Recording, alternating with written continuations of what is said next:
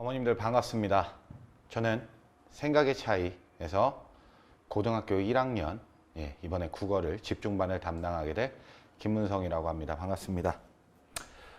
얼굴 만나 뵙고 직접 설명드렸어야 되는데 이렇게 유선상으로 말씀드려서 참 아쉽네요. 어머님들 일일이 얼굴 한 분 한 분 뵙고 말씀드렸었으면 더 좋았을 텐데 일단 제 소개부터 간단하게 올리도록 하겠습니다. 저는 아까도 말씀드렸다시피 현재 생각의 차이에서 수능 집중반과 고등학교 1학년 집중반을 담당하고 있습니다. 현재 제가 출강하고 있는 학원 및 간략한 양력이고요.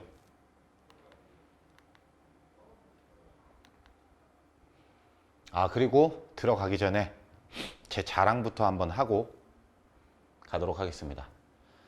지지난주에 시행했던 2022년 대수능 고전시가 적중한 수업 영상을 이렇게 스크린샷을 해봤는데요. 정확히 수능 한 달 전에 수업한 내용이고요. 10월 18일입니다. 적중했습니다. 들어가기 전에 간단히 제 자랑 한번 하고서 넘어가겠습니다.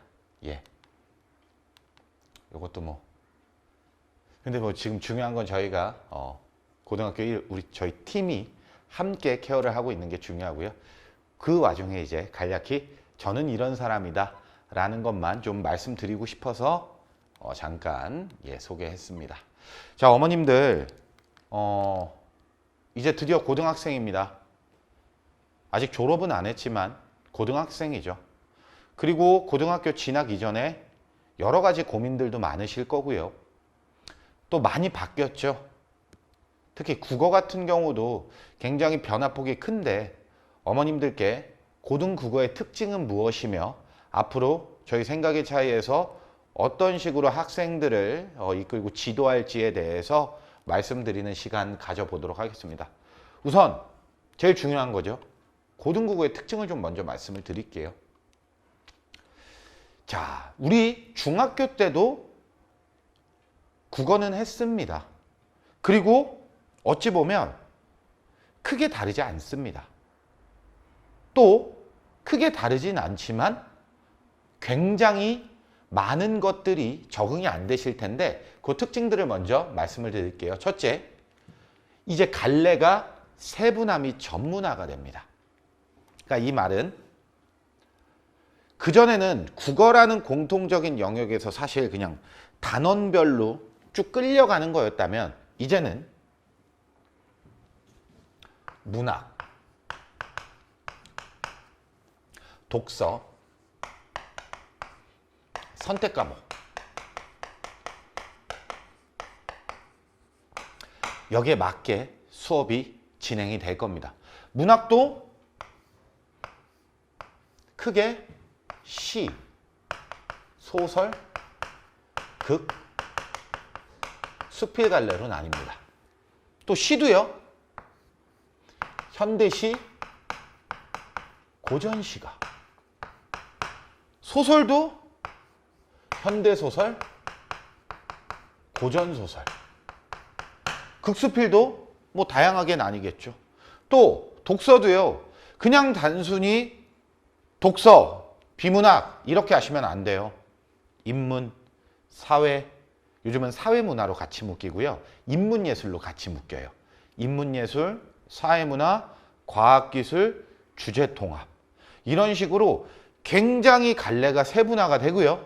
그 세분화되는 갈래에 맞게 우리 학생들 대비하셔야 됩니다. 그리고 선택 과목 크게 화법과 작문, 줄여서 화작이라 그러죠.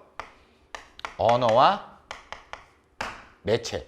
특히 이 언어와 매체 관련돼서는 제가 이따가 다시 한번 집중해서 좀 설명을 드릴게요. 지문 분량이 길어집니다. 이게 어떻게 보면 고등 국어 과정에서 가장 가시적인, 가장 눈에 띄는 변화라고 볼 수가 있겠죠. 글이 길어집니다. 어머님들, 우리 친구들 사실 어렸을 때 어머님들께서 독서 시킨다고 시키셨겠지만 사실 그렇게 열심히 하지 않았습니다. 그리고 지금 이 영상을 보고 계신 대부분의 어머님들의 걱정이 우리 애는 어렸을 때 책을 잘 읽지 않았는데 과연 잘 따라갈 수 있을까요? 라는 고민에 빠지실 겁니다. 근데 지문이 길어지죠. 이 말은 묵묵히 긴 지문을 소화해내는 능력이 필요하다는 겁니다. 그리고 그걸 그렇게 소화하고 유추하고 논리적으로 사고하고 문제에 접근하는 능력, 이게 결국 고등학교의 국어 성적 실력을 나누는 당락의 요소가 될 겁니다. 그래서 정보량 자체가 굉장히 많아집니다. 지문에서 얘기하고 있는 내용, 이걸 내가 오롯이 내 지식으로 체화할 수 있어야 되죠. 이게 고등국어의 핵심 능력입니다. 자, 그리고 논리적 사고와 지문에 근거한 추론 능력이 요구가 되는데요. 사실 여기서 이 추론 능력 정말 중요합니다. 추론, 다른 말로 유추라고도 하는데요. 자, 여기서 이런 말씀 드렸을 겁니다. 정보량이 많아집니다. 그래, 제시되는 정보 그냥 그대로 파악하면 되지 라고 생각하실 수 있습니다. 자, 근데 애석하게도요, 고등국어 과정에서는요, 지문에 제시된 내용만 친절하게 나오지 않아요. 그거 외에도 지문에 제시되지 않았더라도 제시된 내용을 바탕으로 추가적인 정보를 유추할 수 있는 능력, 추론 능력이 필요합니다. 이게 통상적으로 모의고사 혹은 수능에서 3점짜리 문항으로 제시가 될 거고요. 네 번째, 심화 및 문항 문법 관련 기본 개념이 나옵니다.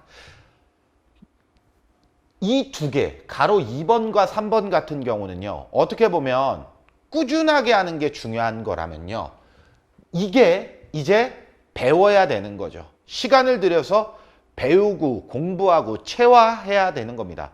통상적으로요, 고등학교 3학년 재수생들 중에 국어를 못해서 고등과정이 제대로 이수가 되어 있지 않아서 국어 노베이스라고 하는 친구들이 있습니다. 이런 국어 노베이스와 관련된 친구들이 이런 문학, 문법에 대한 기본 지식이 부족한 친구들이요. 이거 지금부터 빨리 시작하셔야 됩니다. 중3에서 고1 넘어가는 이 시기에 하는 거 결코 빠른 거 아닙니다, 어머님들. 그렇기 때문에 이번 겨울방학에 확실히 문학과 문법에서 선점해야 합니다. 그리고요, 고등국어의 핵심은 뭐니 뭐니 해도 깊이라고 말씀드릴 수 있겠습니다. 중등국어 때는요, 그냥 겉핥기식 수업했어요. 교과서 본문, 시험 범위 정해주면 그냥 거기 있는 내용으로 외우면 됐습니다. 하지만 이제 암기식으로 출제되는 건 더 이상 나오지 않습니다. 고등국어는요, 세분화된 갈래, 제가 아까 말씀드렸던, 또 수업 시간에 다루지 않는 외부 지문과 연계해야 된다. 이게 바로 아까도 얘기했다시피 추론 능력이라고 말씀드렸습니다. 또 긴 글을 제한된 시간 안에 읽어내는 연습, 지금부터 하셔야 되는 거죠. 여기서 조금 더 깊이 들어가자면요, 단적으로 말씀드리겠습니다. 고1은요, 이제 고3이라고 생각하시면 됩니다. 차이는 수능을 언제 보냐의 차이입니다. 고등학교 1학년 공부, 2학년 공부, 3학년 공부가 따로 있는 게 아닙니다. 국어는요, 고1은 그냥 고3이라고 보시면 되고요. 고로 고1도 고3처럼 공부하시면 됩니다. 이런 것들은 어떻게 보면 제가 아까 앞서서 드렸던 내용과 크게 다르지 않기 때문에 생략하겠습니다. 가장 좋은 방법, 수능력 이론학습 후기 후 기출 모의고사를 통해 적용 연습하셔야 됩니다. 고로 이거 배워야죠. 이 부분은 제가 티칭하겠습니다. 제 지식과 제 경력을 바탕으로 학생들한테 전달할 겁니다. 그럼 이거 바탕으로 기출모의고사를 통해서 체화해야죠. 이건 제가 코칭할 겁니다. 배우고 익히고 체화해야 합니다. 그래서 기본기 확실하게 숙지해야 되고요. 제한된 시간 안에 긴 지문 읽는 습관, 루틴 만들어야 합니다. 또 어휘력 같은 경우도 지금 대비해야 됩니다. 어려운 지문, 어려운 단어들이 나오는 지문들 지금부터 익히면서 공부하시는 연습 해야 된다는 겁니다. 자, 어머님들 요거 들어가기 전에 먼저 저는 이걸 좀 말씀드릴게요. 이번 저희 고등학교 1학년 집중반 커리를 먼저 간략하게 말씀을 드릴게요. 수업 회차를 바탕으로. 자, 일단 보시면 저희가 이제 원장님과 보라쌤과 제가 셋이서 함께 고등학교 1학년을 맡게 될 텐데요. 지금 이 테스트 중간에 앞부분에 1회차, 2회차, 3회차, 4회차, 5회차 있고요. 뒤에 이제 보이시죠? 2022년 수능 예시문항을 바탕으로 할 텐데 이 부분은 원장님께서 수업을 하시는 거고요. 이 부분은 보라쌤과 제가 함께 수업을 진행을 할 겁니다. 자, 근데 지금 보시면요. 아시겠지만 이 테스트 뒤에도 지금 두 개로 나뉘죠. 하나는 의문의 개념 이렇게 되어 있는 거 보이실 거고요. 뒤에 이렇게 되어 있는 거 보이실 겁니다. 그럼 어머님들께서 이런 생각하실 거예요. 문법이 있네? 벌써부터 문법을 해야 하나? 라고 생각하시는 어머님들도 있으실 거고 문법 해야지. 그럼 문법 중요해. 라고 아시는 어머님들 있을 겁니다. 그거에 대한 당위성을 먼저 좀 말씀을 드릴게요. 자, 이제 고등학교 수능 과정은요. 선택 과목 화법과 작문이냐 언어와 매체냐 선택의 기로에 놓여 있습니다. 저희 이번 수능 집중반에 문법이 깔려 있죠. 그렇다면 아니 우리 애는 화법과 작문을 선택을 할 텐데 굳이 언어와 매체에서 문법을 먼저 해야 되나? 라는 의심을 하실 수 있는 부분이 있기 때문에 물론 대부분 문법의 중요성을 인지하시겠지만 그거에 대해서 좀 설명을 드릴 거예요. 첫째, 언어와 매체에서요. 이 언어가요. 어머님들. 저희가 이번 집중반에 하게 될 문법이에요. 그리고 이제 어머님들한테 생경한 게 바로 매체일 텐데요. 매체는요. 말 그대로 다양한 인터넷 매체, 그 다음에 독서 매체, 여러 가지 매체들을 어떻게 정보를 활용을 하느냐를 물어보는 겁니다. 근데 벌써 언어와 매체를 조사하신 어머님들께서는 이 매체 파트가 굉장히 낯설기 때문에 과연 우리 애가 잘 따라올 수 있을까? 두 번째, 문법 어렵지 않나요? 이거 굉장히 공식 많이 외워야 되는데. 그리고 제가 듣기로는 언어와 매체는 통상적으로 1등급 애들이 많이 선택하는 과목인데 상위권 친구들이 우리 아이가 선택을 했을 때 과연 언어와 매체에서 점수를 딸 수 있을까요? 이꼴 문법은 어렵고 상위권의 전유물 아닙니까? 라고 생각하실 수 있을 거고요. 화작 제가 듣기로는 이거 따로 공부할 거 없다 그러던데 그냥 제한된 시간 안에 지문만 잘 읽고 풀면 된다고 하던데 라고 생각하실 수 있습니다. 자, 그래서 저는 말씀드리겠습니다. 감히 고1은요. 지금 해야 될 건요. 문학, 독서, 그리고 문법이 같이 병행해서 가야 됩니다. 그 이유부터 말씀드릴게요. 첫째, 화법과 작문은요. 갈수록 상향 평준화가 되고 있는 추세입니다. 예를 들어 드릴게요. 이번에요. 1등급 컷이요. 화법과 작문이요. 한 83점 정도 된다고 보시면 돼요. 또 언어와 매체가요. 한 81점 정도 됩니다. 이 말은 언어와 매체가 그만큼 더 어렵기 때문에 등급 컷이 낮다는 소리가 되겠죠. 하지만요. 그전에는요. 보통 90점을 기준으로 말씀을 드릴게요. 이건 예를 드는 겁니다. 화작이 한 90이었다면 언어와 매체는 1등급 컷이 84, 5였어요. 이 말은요. 갈수록 화작과 언어와 매체의 등급 컷 격차가 줄고 있다라는 거겠죠. 이 말은 화법과 작문이 갈수록 상향 평준화되고 있습니다. 고로 더 이상 언어와 매체가 상위권, 화법과 작문이 중상위권의 선택이 아니라는 거예요. 모든 과목에 상위권이 포진되어 있고요. 또 뭐 여기 말씀드리겠지만 고난도 문제가 출제될 가능성이 갈수록 높습니다. 왜? 화법과 작문에서 변별력을 취하기 위해서죠. 또 아까도 말씀드렸다시피 매체에 대한 막연한 낯설음에 대한 두려움이 있으시겠지만요.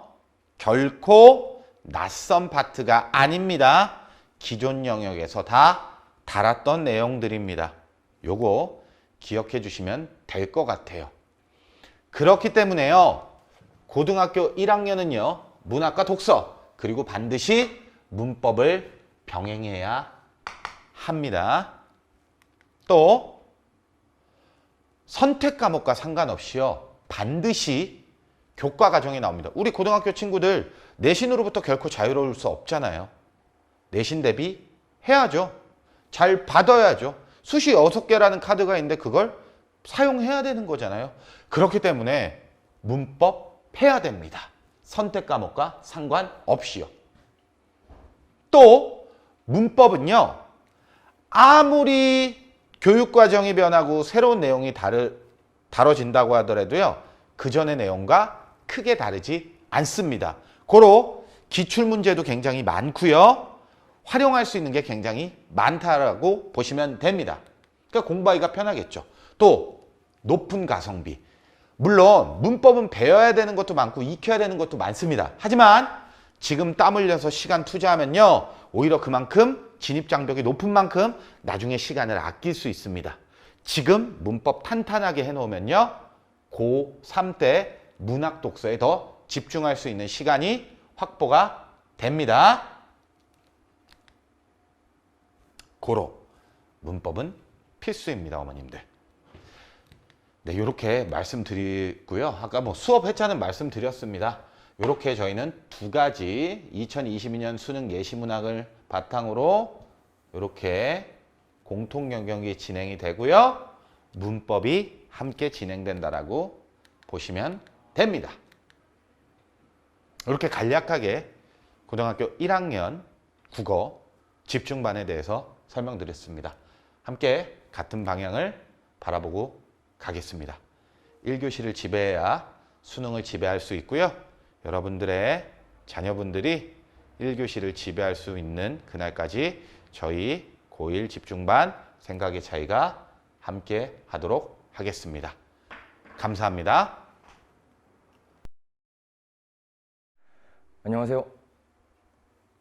생각의 차이 학원에서 예비고1 영어를 담당하고 있는 윤대영 선생님입니다. 반갑습니다.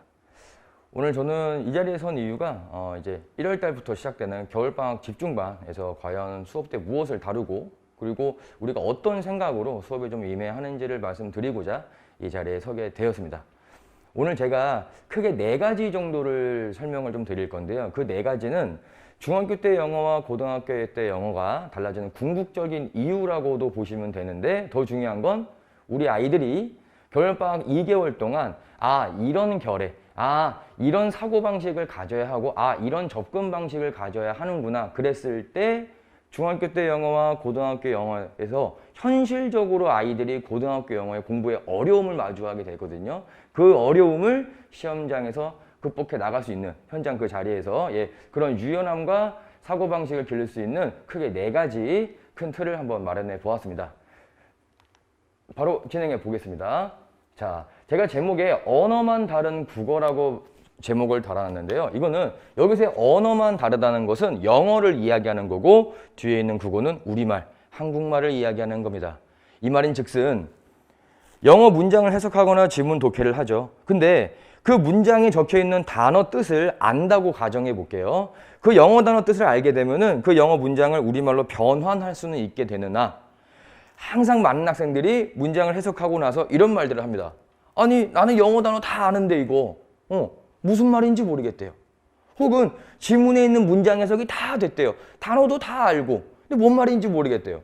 이게 무슨 문장이고 무슨 질문이고 필자가 무슨 말을 하는지 모르겠답니다. 결국에 우리가 해석을 하고 지문을 독해한다고 하는 건 결국 최종적으로 마지막에 우리말로 이해하는 과정이 가장 중요한 거죠. 그래서 영어를 최종 결과물인 우리말로 이해하는 그 과정에 중간에 제가 서 있게 되는 겁니다. 그 과정을 도와주고자 문장 해석과 지문 내용을 이해하는 해석 수업과 독해 수업이 이루어진다고 보시면 될 것 같습니다. 한 번 더 말씀드리지만 단순히 영어 단어를 우리말로 바꾼 다음에 그 바꾼 우리말을 나열하는 것이 아니라 문장을 봤을 때 결국에 이 문장은 이런 의미구나. 결국에 이 지문에서는 필자가 이걸 얘기하는 거구나를 알아가는 수업을 진행하고자 합니다. 결국에 우리가 학생들도 마찬가지일 거예요. 해석을 하고 읽어 나가는 이유는 결국에 그 문장을 쓴 사람, 그 지문을 쓴 사람의 생각을 파악하기 위함이 아니겠습니까? 물론 그 지문, 그 문장과 지문을 쓴 사람이 자신의 생각을 설득시키기 위하여 뭐 비유적 표현도 쓰고 어떤 뭐 인과 같은 논리 구조도 쓰겠죠. 어쨌든 그 문장을 바라보고 지문을 바라보는 우리 학생들은 결국에 그 문장을 쓴 사람이 어떤 말을 하고 싶은지, 그 지문을 쓴 사람이 어떤 주장을 펼치고 있는지를 반드시 캐치해내셔야 합니다. 그래서 언어만 다른 국어, 말은 영어지만 글자는 영어지만 결국에 우리말로 이해할 수 있는 그 힘을 같이 길러보고자 합니다. 실제 요 어려움이 영어 공부가 조금 싫어지기도 하고 고등학교 때 영어가 갑자기 어려워지는 첫 번째 스타트라고 보시면 될 것 같습니다. 그 다음 항목도 한번 보실게요. 지금은 해석과 독해에 관한 파트였고요. 두 번째, 제가 분명 앞에서 해석과 독해에서는 말은 다르지만 결국에 영어를 표현했지만 우리말로 이해할 수 있어야 한다 그랬죠? 이번에는 조금 선을 그어야 합니다. 전혀 다른 언어의 문법입니다. 물론 전 세계 모든 언어, 우리말만 얘기할게요. 우리말에도 문법이 존재하고 영어에도 문법이 존재합니다. 심지어 어떤 경우는 문법 용어가 비슷한 경우도 있어요. 그러나 영어 문법은 철저하게 영어 문법처럼 공부해야 합니다. 가령 제가 앞에서 얘기했던 해석과 독해는 영어 문장에 있던 영어 단어가 5개라고 해볼게요. 그 5개의 영어 단어 뜻을 그대로 붙이는 게 아니라 우리말로 이해했을 때는 그 5개 단어 중에 영어 단어 2개만 가지고도 결국에 이거 2개가 핵심이었네라고 될 텐데 영어 문법은 철저하게 구분해서 공부해야 합니다. 간혹 가다가 해석과 독해를 조금 연습을 많이 해서 잘하는 친구들이 있어요. 그 친구들은 저도 그랬는데 자기가 잘하는 능력이 발현되지 않습니까? 특히 당황하거나 하기 싫은 게 있을 때 영어 문법 문제가 그렇죠. 영어 문법 문제를 풀 때 자꾸 해석을 하려고 하고 의미 파악을 하려고 합니다. 물론 그렇게 해서 풀리는 경우도 있어요. 굉장히 예외적인 경우입니다. 철저하게 영어 문법은 영어 문법스럽게 따로 공부를 해야 한다는 점 꼭 숙지하시기 바랍니다. 그래서 분명히 우리 아이들이 중학교 때 배웠던 영어 문법 용어부터 해서 개념, 어떤 원리, 문장 구조가 있습니다. 근데 그게 고등학교 영어에 오게 되면은 일단 길어져요. 그리고 문장 구조가 복잡해집니다. 그러다 보니까 중학교 때는 알고 있던 그 개념과 약간 이제 암기를 했을 거예요. 그 암기하고 있던 개념과 원리를 툭툭툭 적용할 수 있었는데 고등학교 영어는 일단 문장이 길어지니까 당장 문장의 주어가 뭔지, 동사가 뭔지부터 헷갈리게 됩니다. 이유는 간단해요. 문장은 하나인데 동사가 2개 이상 들어오거나 학생 눈에 주어가 2개 이상 들어와서 이거 문장이 분명 하나인데 몇 개가 들어가 있나? 이런 문장 성립부터 이해를 못하게 되는 거죠. 그래서 우리는 중학교 때 우리 아이들이 가지고 있던 문법 개념에 대한 약간의 재해석, 제가 수업 때 주로 관점을 바꿔야 한다를 많이 쓰거든요. 가령 예시를 하나만 빨리 들어볼게요. 중학교 때 12시제, 시제가 총 12개로 구분이 되는데 시제에 대하여 달달달 외우기도 하고 객관식도 풀어보고 서술형 영작도 적어봤습니다. 그러나 고등학교에 올라오는 순간 그 시제 표현이 정말로 시제를 묻는다는 게 아닌 거죠. 능동과 수동을 물어봅니다. 각각의 시제 표현에서도 ing, pp가 포함된 시제 표현이 바로 대표적인 사례라고 볼 수 있습니다. 이거는 학생이 시제를 몰라서 새로 배우는 개념이 아닌 거죠. 재해석하고 관점의 변화가 필요한 겁니다. 더불어 어떤 경우는 중학교 때 다루지 않았던 문법사항이 새롭게 나오기도 합니다. 그러니까 이건 정말 새롭게 배우는 거가 되겠죠. 그래서 기존에 가지고 있던 개념을 확장시키는 과정이 꼭 수반되어야 합니다. 잠깐 제가 여기서 하나만 여쭤볼게요. 지금 혹시 이 영상을 보고 계시는 학부모님들 그리고 학생 여러분들 이 생각 들지 않으시나요? 어차피 3월 중순 되면 시험 범위가 공표가 될 거고 그쵸?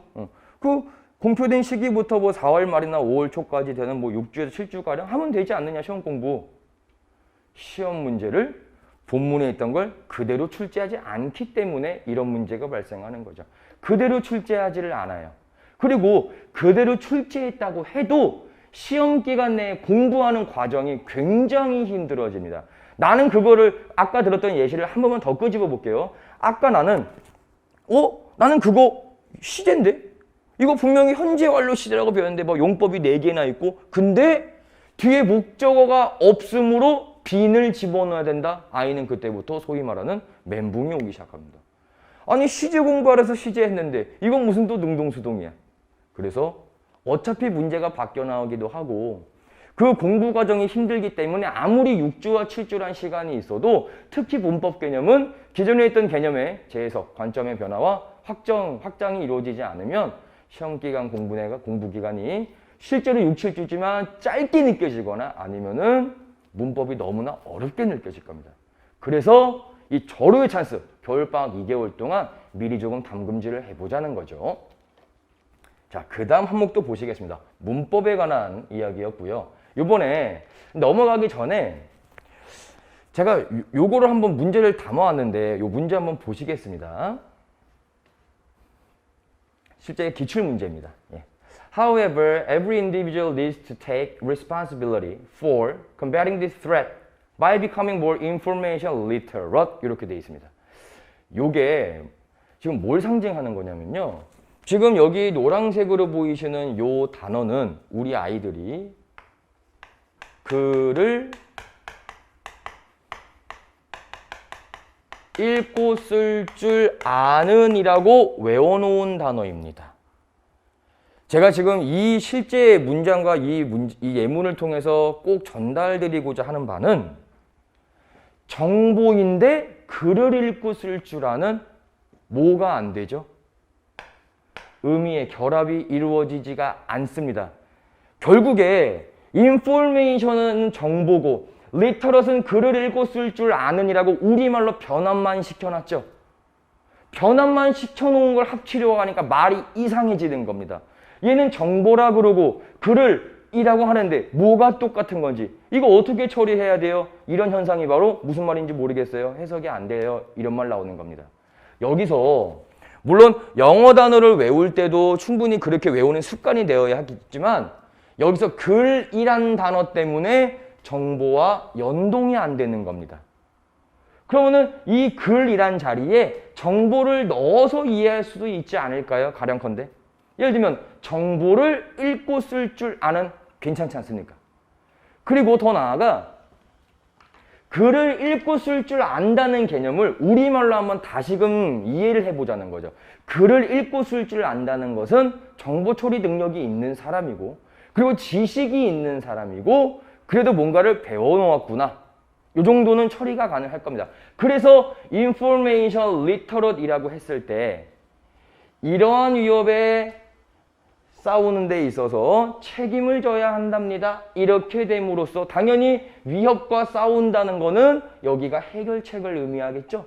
그럼 정보에 대해 몰라요. 난 정보에 관심이 없어요. 정보를 다룰 줄을 몰라요. 이런 개념은 아니겠네요. 적어도. 괜찮으세요? 여기까지? 예. 그럼 다시 돌아와서 information literate는 결국에 무슨 말이냐?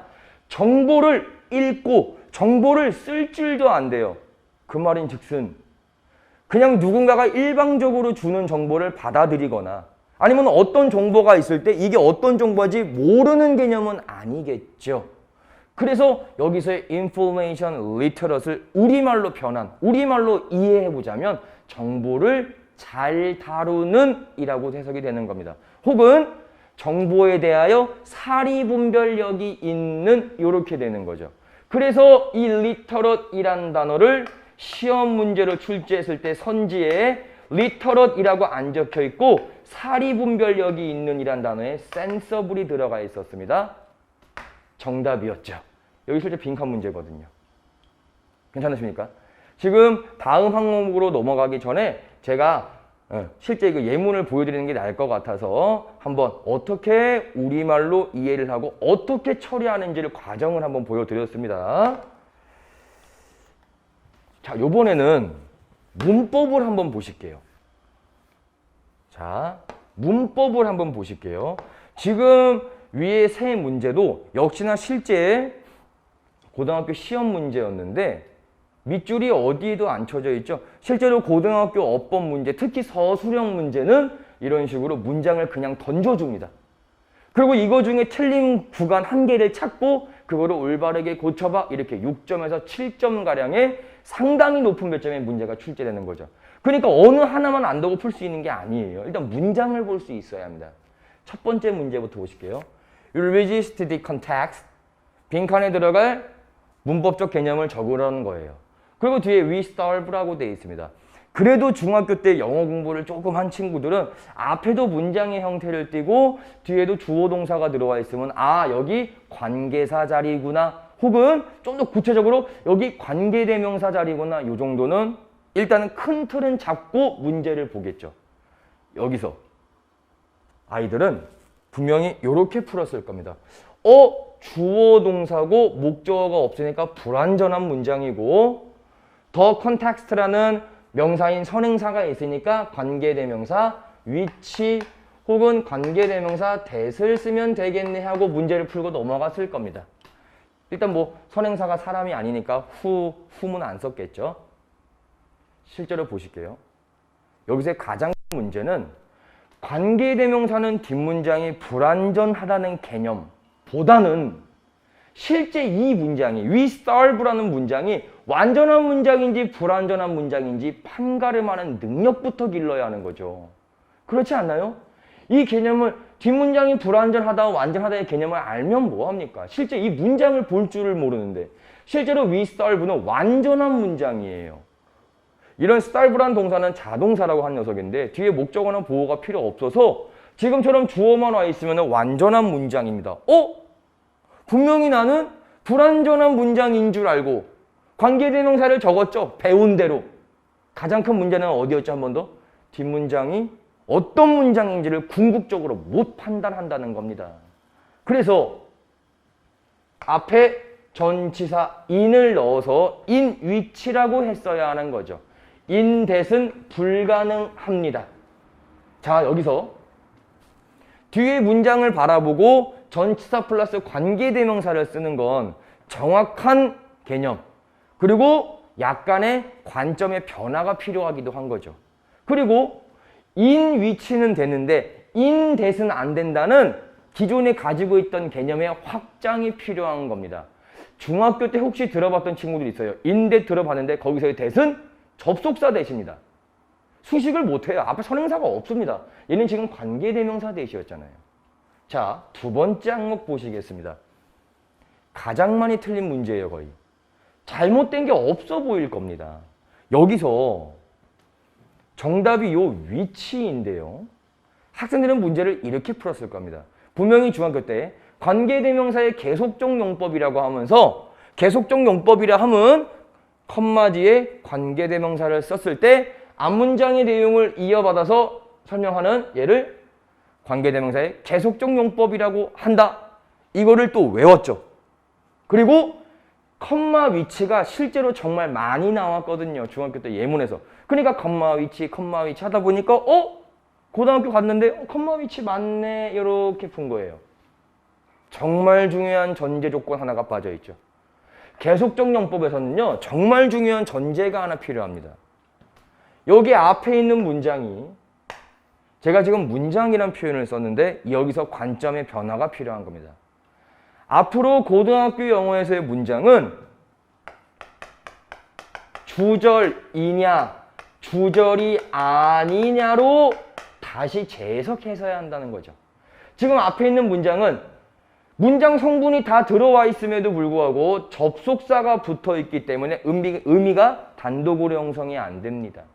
주절은 말 그대로 메인 문장이기 때문에 문장 성분도 완벽해야 되고 단독으로 의미가 완성돼야 돼요. 주어가 동사 했다 라고, 얘는 지금 할 때라고 끝납니다. 의미가 단독으로 완성이 안 되죠. 자, 그러면 우리 학생들이 바라보는 소위 말하는 문장이라고 하는 전제는 뭐냐면 무조건 주절이어야 하며, 혹은 그 문장 전체 안에 반드시 하나의 주절이 들어가 있어야 한다는 겁니다. 이게 관점의 변화입니다. 이게 바로 재해석이라고 하는 거예요. 얘는 개념의 확장이 필요가 없습니다. 근데 여기서 이제 그러면은 얘는 주절이 될 수 없으므로 여기가 주절이 되어야 하잖아요. 주절이 없는 문장은 없습니다. 그러니까 올바르게 바꿔보라고 하는 거예요, 학교에서도. 그러면 얘를 뭐로 바꿀 거냐? 여기서도 재해석이 필요합니다. 얘는 지금 동사 앞에 있기 때문에 주어 자리에는 있지만 관계대명사는 단독으로 이렇게 혼자서는 주어 역할을 할 수가 없습니다. 그럼 실제로 대명사의 역할을 하면서 주어 역할을 할 수 있는 애가 그렇게 익숙하고 너무나 쉬운 지시대명사입니다. it, this, that, 정답이 it이었습니다. 그래서 얘는 개념의 확장이라고 보다는 완벽한 재해석과 우리가 기존에 알고 있던 문법 개념에 대한 완벽한 전제 조건이 완벽하게 성립이 되어 있어야 풀 수 있었습니다. 문장이 별로 길지도 않죠. 근데 킬러 문항입니다. 마지막 거 보실게요. 문장이 기네요, 요번 건. 예, 문장이 길죠. 근데 지금 두 개는 다른 고등학교에, 강동구 지역에 있는 다른 고등학교의 시험 문제인데 출제 원리가 똑같습니다. 문제 유형이 중요한 게 아닙니다. 출제 원리가 똑같아요. 얘 지금 주절이 없었죠? 맞습니까? 밑에도 확인해 보실게요. 요 문장은 일단은 여기부터 여기까지 볼 수 있었어야 합니다. 선생님, 이거 아까 when이란 거 as랑 비슷한 거니까 그럼 묶으신 문장은 적어도 주절은 될 수 없겠네요? 예, 맞습니다. 주절은 여기에 있어요. 주절은 여기에 있습니다. 얘는 연결사라고 하는 겁니다. 연결사, 접속사랑 연결사랑 좀 달라요. 이것도 물론 개념의 구분이 필요하겠죠. 예, 그건 제가 수업 때 다루도록 하겠습니다. 아무튼 다시 돌아와서 이 문장을 보시면 as라고 하는 애는 접속사거든요.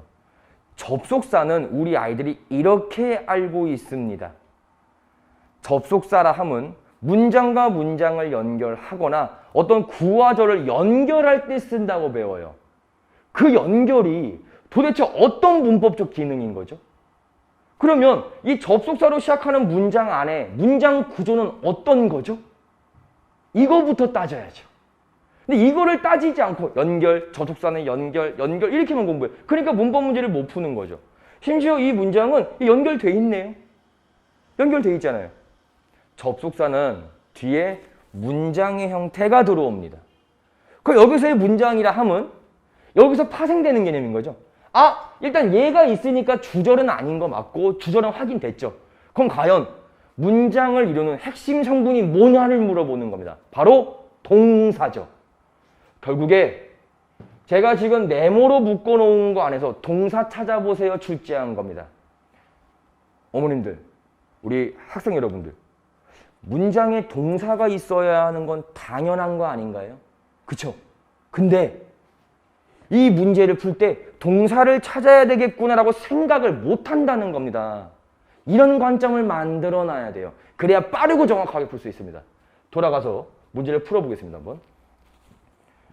제가 지금 보라색으로 체크하는 것들에 눈길을 조금 많이 주시면 될 것 같습니다. 실제 이 문제를 푼 학생들은 저 보라색 세 군데에 눈길이 갔을 거예요. 그래도 공부를 좀 한 친구들은 뒤에 목적어인 명사가 없네요. 그렇죠? 얘는 전치사니까요. 얘도 뒤에 목적어인 명사가 없네요. 얘도 전치사니까 뒤에 목적어인 명사가 없네요. 제가 지금 보라색으로 밑줄 치는 아이들의 제가 지금 보라색으로 밑줄 치는 요 세 가지의 공통점은 하나같이 타동사, 목적어를 필요로 하는 타동사라는 겁니다. 그럼 이 보라색 세 개가 동사이려면 뒤에 목적어인 명사가 있었어야겠네요. 근데 명사가 하나같이 없죠. 얘는 그럼 타 동사로 쓰인 게 아닌 거죠. 따라서 이 문장에 뭐가 없는 겁니까? 동사가 없는 거였습니다.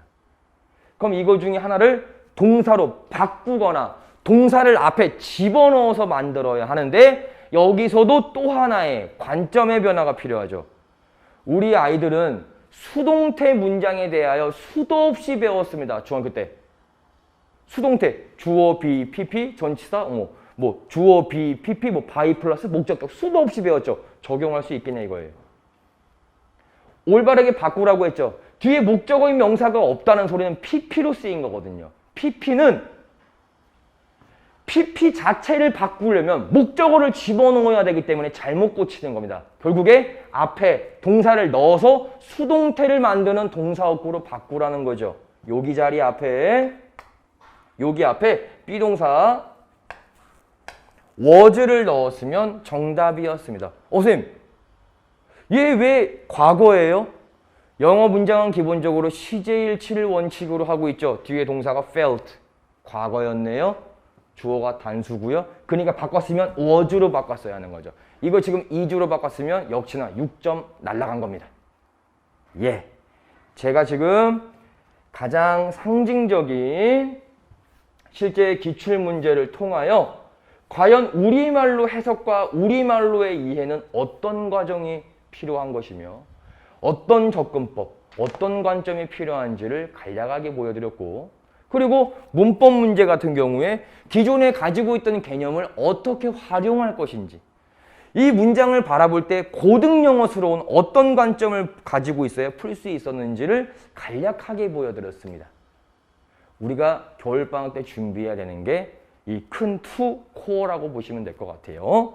자, 그럼 여기서 이제 아마 얘기도 많이 들어보셨을 것 같긴 한데 이미 어려움을 겪고 있거나 이미 걱정하고 계신 분도 있을 것 같아요. 학부모님뿐만 아니라 우리 아이들은 더 큰 걱정을 할지 모릅니다.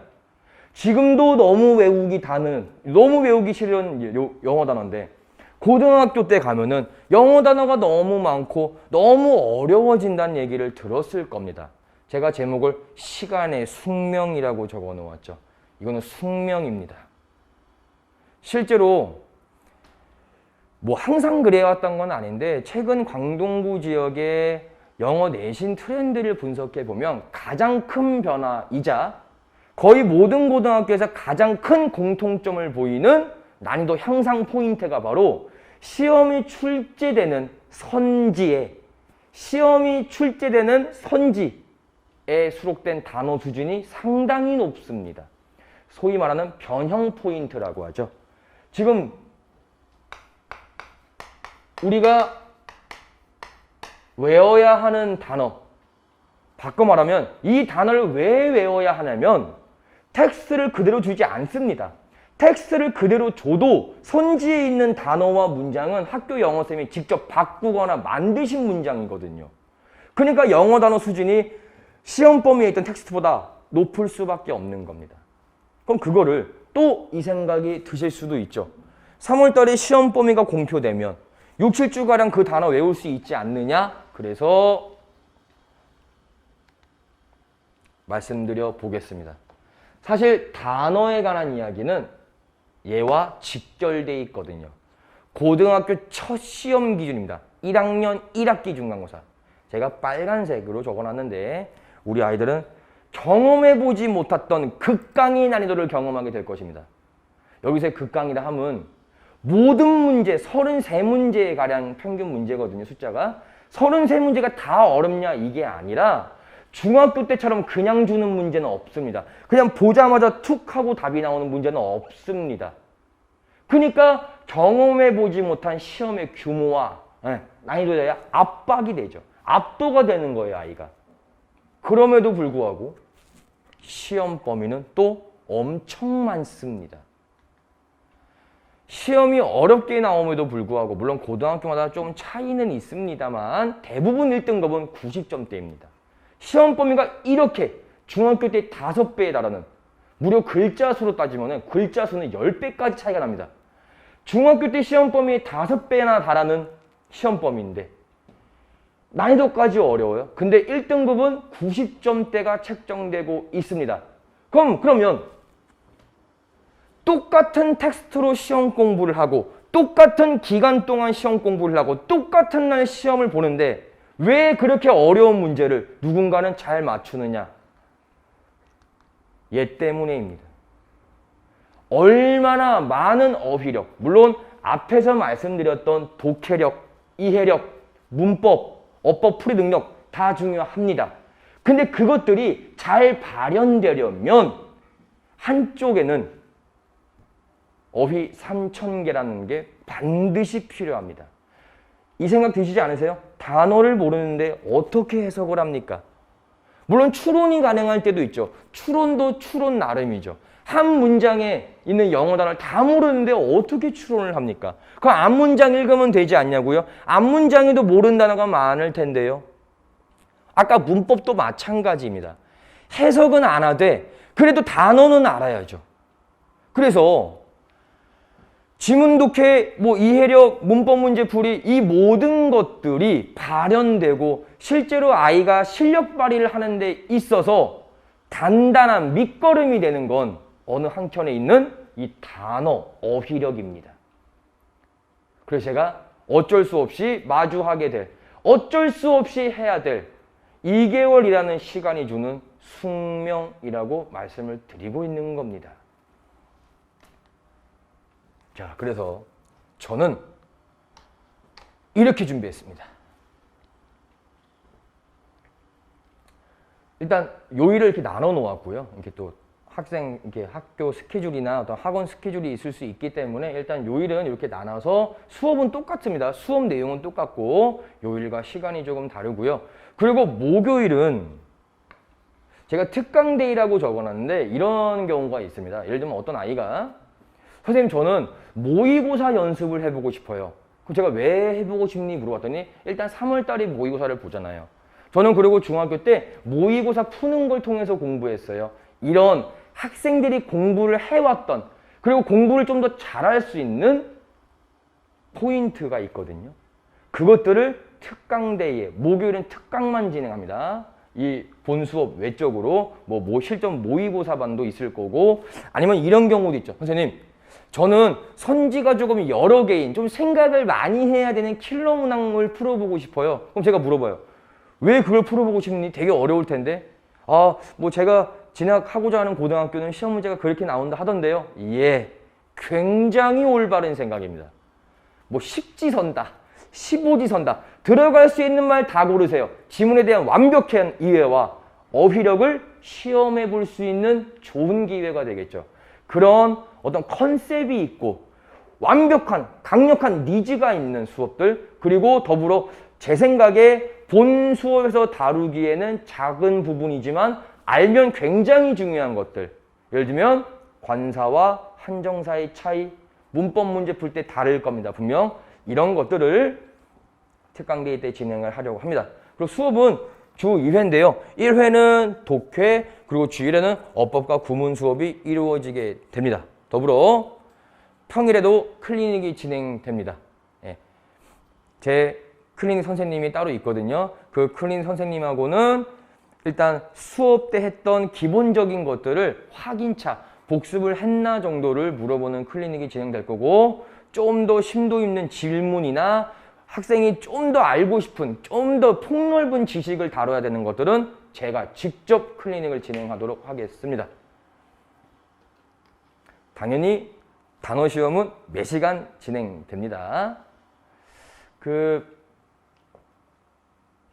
겨울방학이긴 한데, 참 이렇게 또 시국이 또 시국이기도 하고, 또 아이들 또 학교 다니라 고생들 많이 했잖아요. 또 이런 환경에서. 근데, 어차피 이제 고등학교 올라가야 되고, 또 마음의 준비도 하고 계실 거고, 그리고 그냥 손 놓고 있을 만도 없을 것 같아요. 네, 물론 2개월 동안 이런 공부를 해야 하는 게 쉬운 일은 아닙니다. 그러나 60일 정도, 한 65일 정도를 하게 된다면 지금 아이가 어떤 상태인지 지금 현재 어떤 상태인지 보다는 60일이 지났을 때 당장 처음 마주하게 되는 1학기 중간고사, 주로 4월 말에서 5월 초에 시행이 됩니다.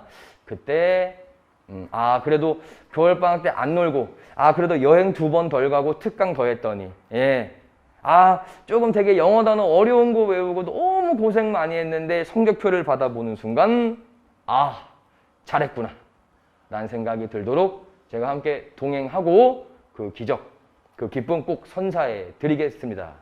저는 그럼 현장에서 만나 뵙는 그날 빨리 기다리고 있겠습니다. 감사합니다.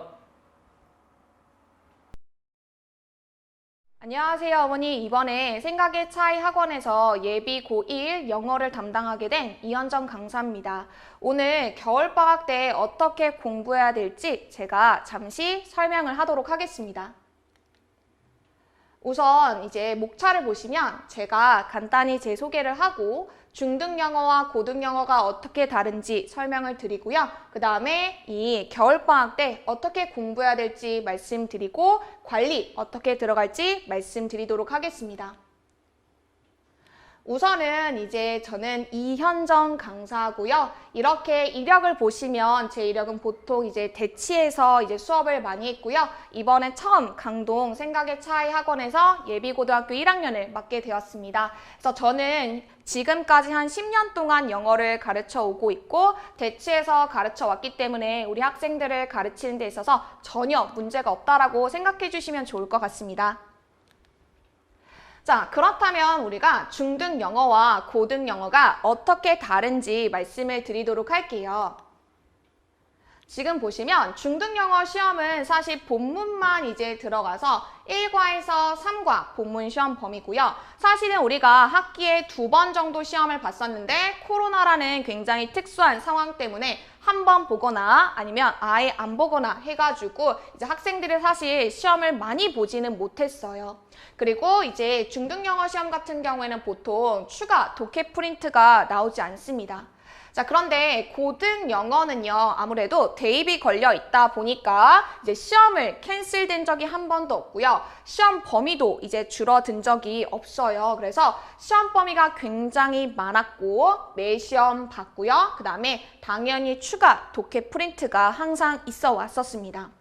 자, 그렇다면 고등 영어 시험 범위가 구체적으로 어느 정도 되는지를 잠시 보여드리도록 할게요. 고등 영어 같은 경우에는 보통 교과서가 1과에서 3과 또는 1과에서 2과 2개 챕터가 보통 일반적인데 조금 더 이제 공부를 시키는 학교는 3과가 들어가는 경우도 있습니다. 그런데 이게 1과당 사실 문장이 52문장이에요. 굉장히 길고 굉장히 많아요. 왜냐하면 중등거 같은 경우에는 약 32문장 정도 되거든요. 거의 배 차이다라고 생각을 해주시면 돼요. 그리고 우리가 이제 중등 시험 때는요, 어머니 딱 요거까지만 봤거든요. 근데 고등학교 같은 경우에는 교과서 말고 모의고사 그리고 추가 프린트까지 들어 있습니다. 모의고사가 들어가게 되면 보통 1개에서 2개 세트가 들어가는데요. 1개 세트당 22개 지문이 들어가요. 그렇게 되면 1개 지문당 보통 약 7문장이거든요. 그러면 몇 개 문장을 외워야 되는 걸까요? 굉장히 많은 이제 문장을 외워야 되는 거겠죠?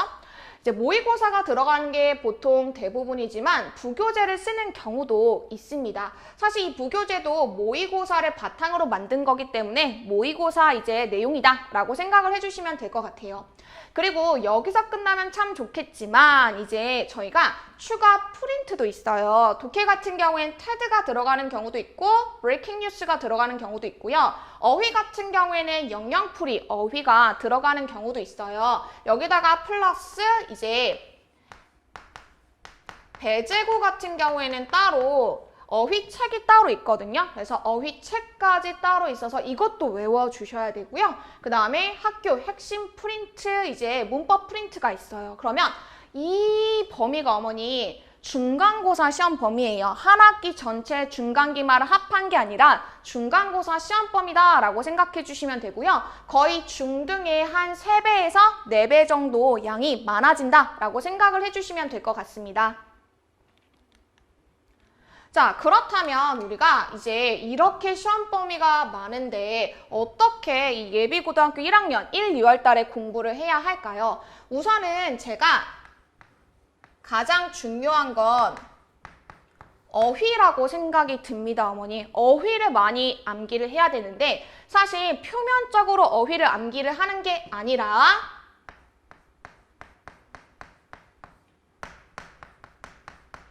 요이어와 반이어 그리고 그에 따른 파생어까지 많이 암기를 해야 돼요. 자, 그러면 제가 다음 슬라이드에서 말씀을 드릴게요. 아까 말씀드렸듯 암기량을 최대로 끌어올려야 하고요. 표제어뿐만 아니라 유의어, 반의어, 그리고 그에 따른 파생어까지 암기를 해야 돼요. 왜냐하면 이걸 왜 암기를 해야 되냐면 저희가 서술형을 쓸 때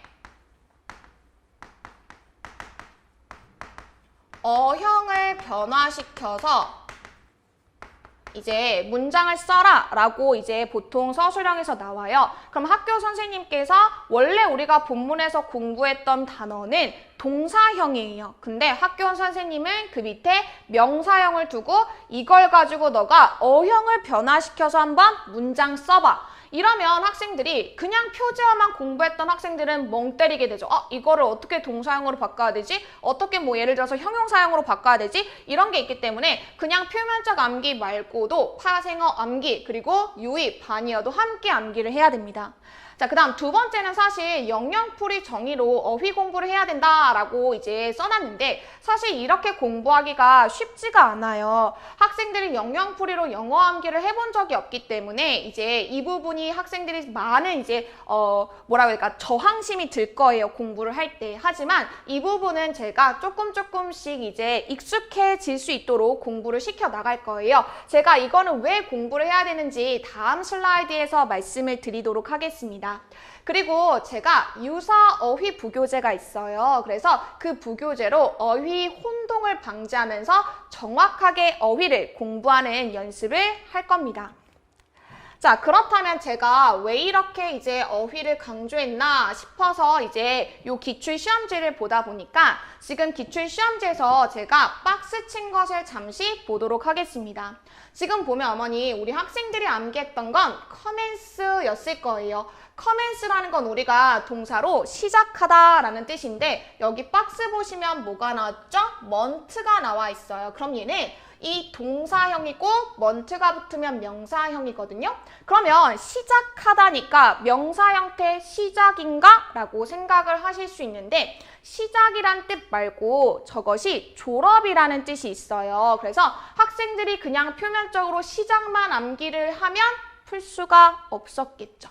다음 두 번째 거 같은 경우에는 grant라는 단어가 원래는 학생들이 표제어로 암기를 했을 땐 주다 또는 허가하다라는 뜻이었을 거예요. 하지만 여기에서 우리가 보였던 grant라는 단어는요, 어머니 여기 어가 붙어서 얘는 명사 형태가 돼서 보조금이라는 뜻이 되죠. 그래서 학생들이 어휘를 단편적으로 암기를 해야 되는 게 아니라 깊숙이 많이 암기를 해주셔야 됩니다. 그리고 제가 아까 영영풀이를 공부를 해야 된다고 했었는데 여기 이제 문제를 보시면은요, 어머니 제가 박스를 쳐놨어요. 물론 학생들이 여기 있는 빈칸에 어휘를 암기를 했다면 상관이 없어요. 근데 암기가 덜 되거나 헷갈렸을 경우 요 밑에 있는 걸 보기를 보고 문제를 풀어야 할 텐데 이 보기가 뭐냐면 어머니 다 영영풀이입니다. 요 단어에 해당된 영영풀이라서 우리가 영영풀이를 공부를 아예 안 할 수는 없어요. 그래서 이런 식으로 공부를 해야지 우리 학생들이 시험을 볼 때 방황하지 않고 당황하지 않을 겁니다. 자, 그래서 저희가 아까 말씀드렸듯 이제 이 단어에서 유의어, 반의어, 그리고 파생어까지 암기를 할 거고요. 200개에서 250개 암기를 한다라고 생각을 해주시면 될 것 같습니다. 자, 두 번째는요, 어머니 제가 어법이 너무 중요해요. 우리 학생들이 이제 중학교에서 챕터별로 공부를 많이 해왔을 거예요. 부정사 챕터, 동명사 챕터, 뭐 분사 챕터. 물론 우리가 아직은 개념이 확실하지 않기 때문에 챕터별 개념 학습이 필요하긴 합니다. 하지만 우리가 이 챕터별로 공부를 하는 거를 조금 더 이제 나아가서 통합어법을 공부를 해야 돼요. 자, 이 통합어법이 무엇인지는 제가 뒷편에서 이제 말씀을 드리도록 하겠습니다. 사실 어법은요, 어머니, 우리가 지금 거의 마지막 기회예요.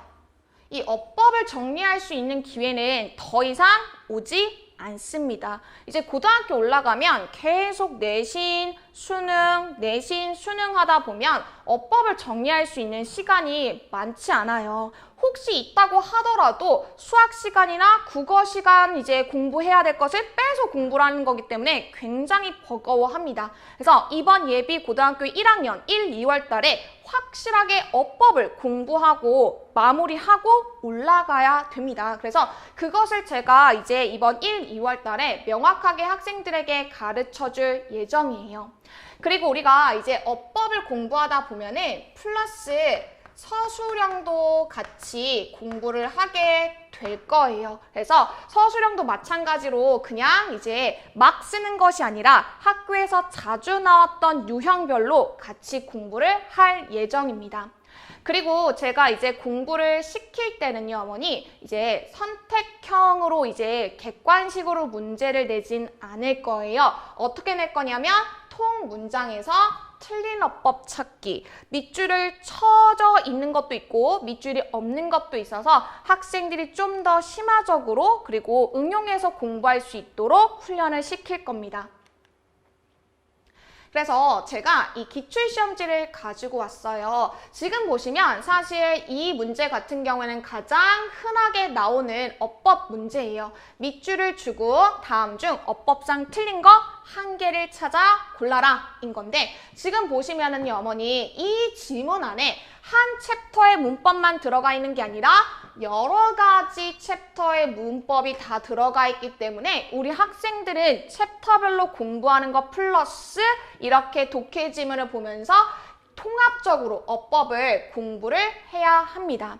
그리고 요거는 조금 쉬운 문제 유형이고요. 옆에 보시면은 이제 통으로 아예 밑줄 없이 이제 어법에 오류가 없는 문단만 있는 것을 골라라 라고 했을 때는 진짜 어려웠던 거예요. 왜냐하면 학생들이 밑줄이 없이 이 통문장에서 어법 틀린 거를 다 골라봐야 되기 때문에 굉장히 어려웠던 시험 문제입니다. 우리가 여기까지 대비를 해야 됩니다, 어머니. 그 다음 서술형 문제도 봐볼게요, 어머니. 서술형도 마찬가지로 얘도 문제 보시면은 밑줄이 없어요. 밑줄이 없는 상태에서 어법상 틀린 거 3개를 찾아 골라라. 그리고 고르는 것뿐만 아니라 알맞게 고칠 줄 알아야 돼요. 즉 챕터별로 우리가 다 공부를 하고 나서 이제 그거를 통합적으로 본 다음에 이것도 내가 잘 써야 되는 거예요. 올바른 답으로. 그리고 여기 보시면 이제 보통 이렇게 많이 나와요. 밑줄을 주고 보기에 있는 단어를 사용해서 이렇게 영작해라. 그리고 이제 요약 문제예요. 앞에 이렇게 알파벳을 주고 이제 조 위에 있는 독해를 보고 요약해서 단어를 써라. 이런 문제가 많이 나옵니다. 그래서 이런 문제도 제가 같이 예비고등학교 1학년 공부를 하는 데 있어서 다 커버가 될 수 있게 가르칠 예정입니다. 자, 그 다음에는요, 어머니, 우리가 이제 보시면은 요렇게 제가 공부를 할 거라고 말씀을 드렸어요. 그래서 개념 테스트 같은 경우에는 마지막 공부할 수 있는 기회이기 때문에 제가 누적 개념 테스트를 배울 거예요. 계속 앞에서 계속 복습해서 공부할 수 있도록 테스트를 볼 거고요. 아까 말씀드렸듯 문장 안에서 어법 고치기 그리고 영작 테스트 볼 예정입니다. 이제 고등 내신형으로 볼 예정이고요. 이 어법 고치기는 밑줄이 있는 것 또는 없는 것 다양하게 내서 학생들이 많이 훈련을 할 수 있도록 할 예정이에요. 숙제는 이제 당연히 이제 교재 남은 부분과 추가 프린트가 있다라고 봐주시면 될 것 같아요. 자, 그 다음은 어머니, 요 어휘나 어법이 되면은 이제 뭐가 될 수 있냐면 독해가 될 수가 있어요. 근데 학생들이 이제 독해를 조금 간과하는 경우가 있어요. 그냥 쭉쭉쭉 읽으면 되겠지? 라고 생각을 하는데 그것보다 우리가 구문 독해를 같이 봐야 돼요. 문법을 공부했죠? 그러면 그 문법을 문장에 녹여서 정확하게 해석하는 방법을 같이 공부할 거고요. 아까 제가 말씀드렸듯이 고등학교 영어 문장은 굉장히 길어요. 그래서 그 긴 문장을 정확하게 끊고 분석하는 능력을 같이 공부할 겁니다. 그리고 유형별 독해 공부 같은 경우에는 제가 물론 빈칸 순서 삽입만 넣어놨지만 전반적으로 이제 유형별 독해 공부를 같이 할 예정입니다. 그래서 아까 이제 말씀드렸듯 이제 구문 끊어서 분석하고 완전하게 해석할 수 있는 능력 같이 배양할 거고요.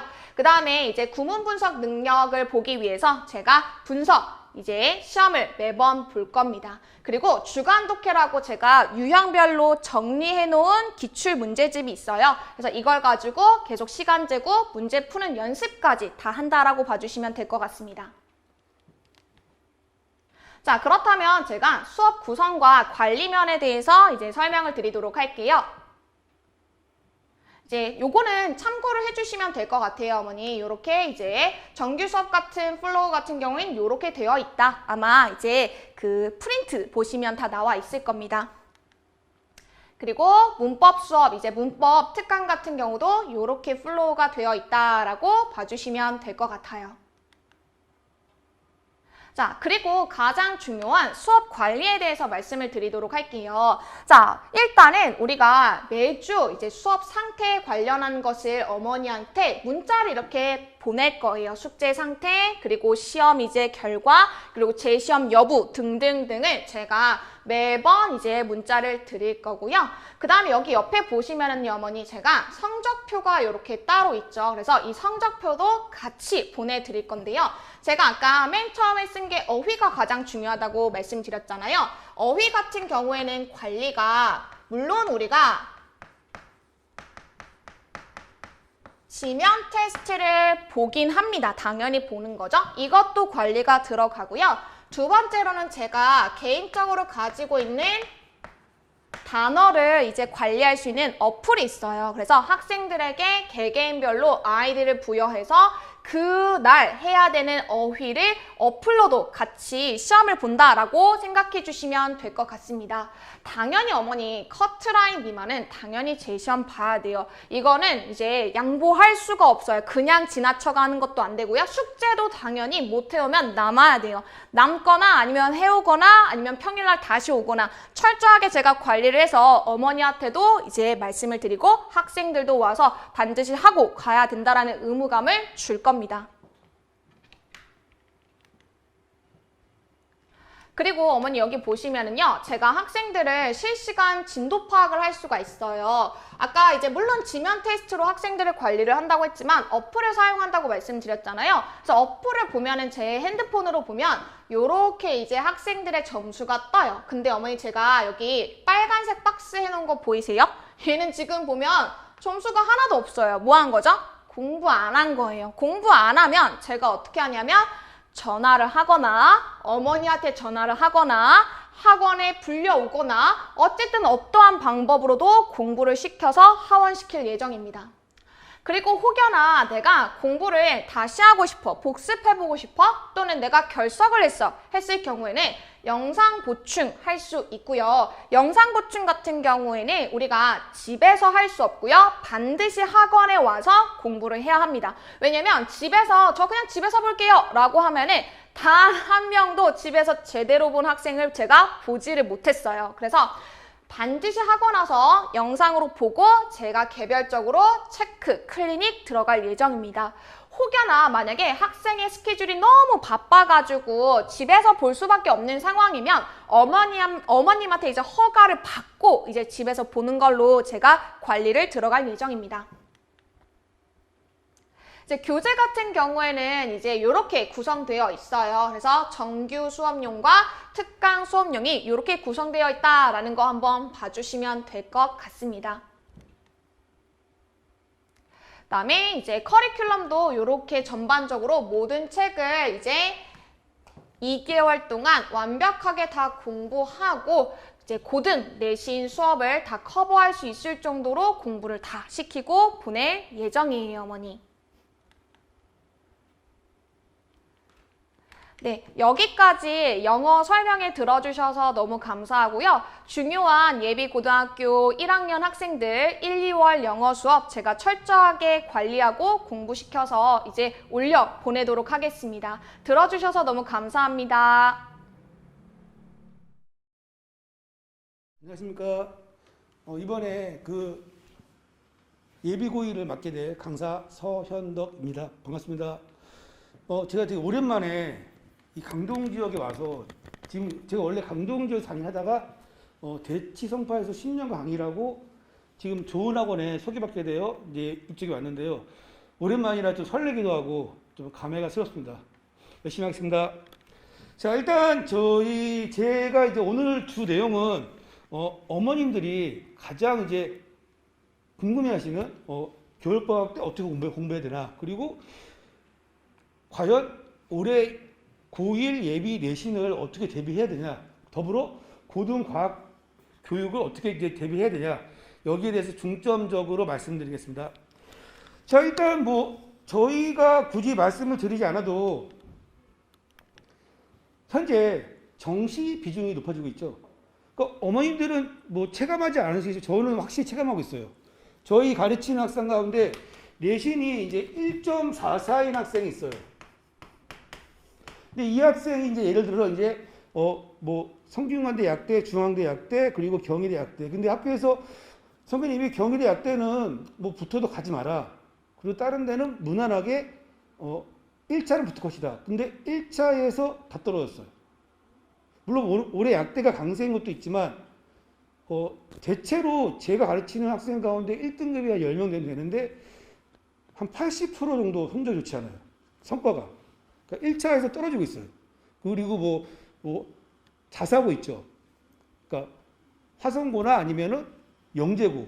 이 학생들이 약간 좀 내신에 약간 플러스를 받는데 그 효과도 없다 그래요. 지금 어머님들 그 학교에 그 블라인드 무슨 채팅창이 있나 봐요. 거기서 이제 어머니들이 말씀하시는데 다들 떨어졌다, 붙는다고 떨어졌다, 다 이런 말 나오고 있어요.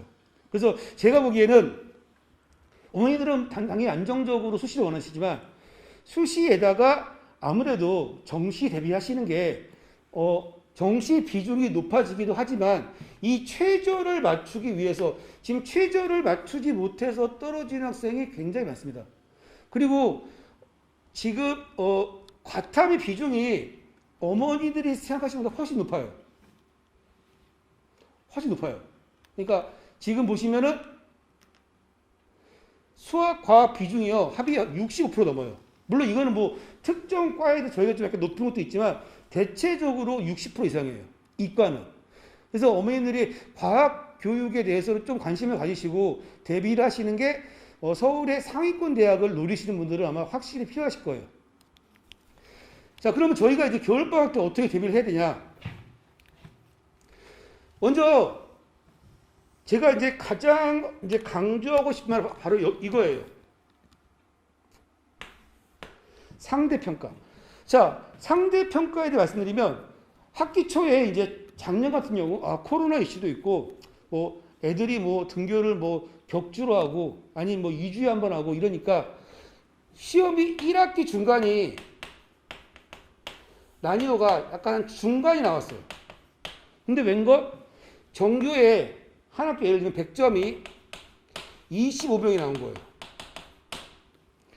이러면 15% 넘어가요. 그래서 선배님이 그러면 1학기 기말을 난이도를 약간 3으로 하자. 그랬더니 100점이 10명이 나온 거예요. 이 학교는 100점이 한 8명이 1등급인데 그래서 야, 안 되겠다. 그러면은 2학기 중간을 난이도를 최상으로 올려버리신 거예요. 자, 이게 바로 보편적인 올해 이제 내신 추세였어요. 그러면 저희가 이제 말씀을 드리기로 그러면 이런 심화 수업을 해야만 등급이 잘 나오나요? 맞습니다. 네, 그건 반드시. 결국은 이 상대평가라는 이 제도가 무조건 심화 수업을 한 학생이 등급을 잘 맞고 그 학생이 이제 학교에서 관심을 받고 이제 학교 선생님들이 이것저것 지원도 많이 해주시고 네. 그래서 제가 보기에는 이 상대평가라서 반드시 심화 수업을 해야 된다. 그러면 도대체 심화 수업이 뭐냐? 예, 바로 수능 기출 모의고사 유형입니다. 문제를 그렇게 푸는 게 아니라 그런 식으로 공부하는 거예요. 제가 좀 이따가 모의고사랑 수능 기출 유형이 뭔지 말씀드리겠습니다. 그리고 저희는 그래서 보시면 저희가 1등급이 좀 많죠. 이건 실제로 저희 학원에 제가 현재 가르치고 있는 학원의 비율이에요. 그러면 이게 어떻게 나오냐? 저희는 반드시 성적을 꼭 올립니다. 이거 약간 좀 슬픈 얘기지만 성적이 안 나오면 그만두겠죠? 저희는 무조건 목숨 걸고 성적 올립니다. 성적을 올리려면 반드시 관리 시스템이 필요해요. 물론 뭐 어느 학원이나 다녀도 공부 잘하는 잘해요. 근데 그 아이들 말고도 이제 저희가 많이 이제 도움을 주고 학생들이 기운을 얻고 용기를 얻고 자신감을 얻어서 실력을 가지고 성적이 잘 나오면 저희는 완전히 만족합니다. 그러니까 그러기 위해서 저희가 꼼꼼히 체크해줘요. 그러니까 이해 안 되면 이해시키고 공부량이 많으면 공부량 늘려주고 그리고 자신감이 없으면 자신감 생기게 하고 여러 가지 각도로 학생들에게 접근해서 설명합니다. 자, 그러면 저희가 이제 이번에 한번 요 근처 학교들 저희가 작년 걸 다 한번 봤어요. 시험지를 다 꼼꼼하게 봤더니 이제 쉽게 말씀드리면 이제 어머니도 이거 지금 관심 가지시더라고요. 배제고는 네, 그래요. 그러니까 1학기 중간, 기말, 2학기 중간 적당히. 서술형은 좀 어렵지만 와, 근데 2학기 기말에 난이도가 극상이 돼 버렸어요. 네. 그러니까 등급이 잘 갈리지 않은 것 같아요. 아이들이 공부를 너무 잘하니까 이것도 네. 그래서 2학기 기말 시험은 전반적으로 다 어려웠어요. 그리고 이제 광문은 한영고는 예, 그냥 제가 이제 말씀을 드리지만 교과 내용이 그렇게 연관되지 않은 네, 그래서 여기 배제가 이쪽에 있고 그리고 광문이 저쪽에 있고 한영이 이쪽에 있죠. 그 이쪽에 있는 학교는 제가 보기에 학교 선생님들이 예, 교과 공부를 안 하시고 그냥 제목 보고 역학이야? 뭐 2학년 거 막 내고 네, 약간 그런 거예요. 그래서 학교 수업만으로는 굉장히 힘든 학교가 아닐까 싶어요. 그리고 광문은 교과 자체가 어려워요. 동아치판사라고 굉장히 디테일하고 내용이 많이 들어있고요. 그래서 교과서에서만 난이도를 충분히 올릴 수 있어요. 자, 그리고 이제 뭐 기타 학교도 이 학교가 언제가 어려워요? 절대 모릅니다. 1학기 중간이 어려울 수 있고 기말이 어려울 수 있고 그건 저도 몰라요. 그래서 저희는 항상 최상으로 가르쳐요. 그러면 아이 저한테 물어봐요. 형님 이번 시험 어려울 것 같아요? 그걸 제가 어떻게 알아요? 제가 어떻게 합니까? 그냥 저는 어려울 거라고 대비를 하고 공부해. 그럼 아이들이 그래서 쉽게 나오면요. 제발 부탁인데 어머니 공부라는 거는 적당히 안 됩니다. 적당히 공부해서 어머니도 공부해보셨잖아요. 아버지는도. 적당히 공부해서 성적이 나오라는 건 절대 없어요. 예, 100점 맞으려면 200점의 노력을 해야지 성적이 나오는 거죠. 저희가 뭐 시험 문제를 미리 보는 것도 아니고 예, 그래서 공부는 항상 최상으로 해야 한다는 지론입니다. 자, 그 다음에 이게 아마 작년 이제 배제랑 한영고 기출을 제가 2개 갖고 왔어요. 대표적으로 뭐 지금 짧은 시간에 저희가 다 말씀드리지 못해가지고 이 2가지만 보여드리는데 일단 이제 배제 보시면은 이 문제가 이제 소위 말하는 순위형이에요. 제가 말하는 순위형은 아이들이 중학교에서 공부를 하다가 고등학교 올라오면 첫 번째로 극복을 해야 될 게 바로 이 자료 해석이에요. 중학교에는 선생님이 알려준대. 뭐 그대로 나오긴 했어요. 심지어 제가 이제 여기 있을 때 중3 내내 과학이 100점이래요. 학교는 밝히지 않을게요. 그래서 과학 잘하겠다. 가르치는데 아무것도 몰라요. 진짜 너무 몰라서 제가 너 일단은 과외를 하든지 아니면 인강을 들러. 왜냐하면 정말 기본 지식도 없어요. 그래서 제가 물어봤어요. 너 중학교 때 어떻게 공부했니? 학교 선생님이 100문제였대, 100문제. 그럼 이 가운데 30문제가 똑같이 나왔대.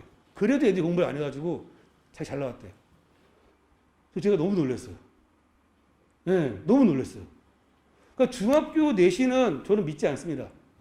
왜냐하면 지금 중등 교육 과정이 거의 뭐 약간 좀 자율적이죠. 자율적. 예. 근데 현재 수능은 그렇지 않죠.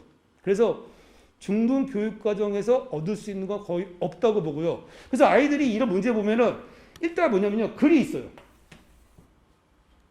이건 좀 그 짧은 거예요. 그 다음에 그림이 있어요. 그 다음에 그래프가 있어요. 이 세 가지를 복합적으로 해석을 해야 돼요. 복합적으로.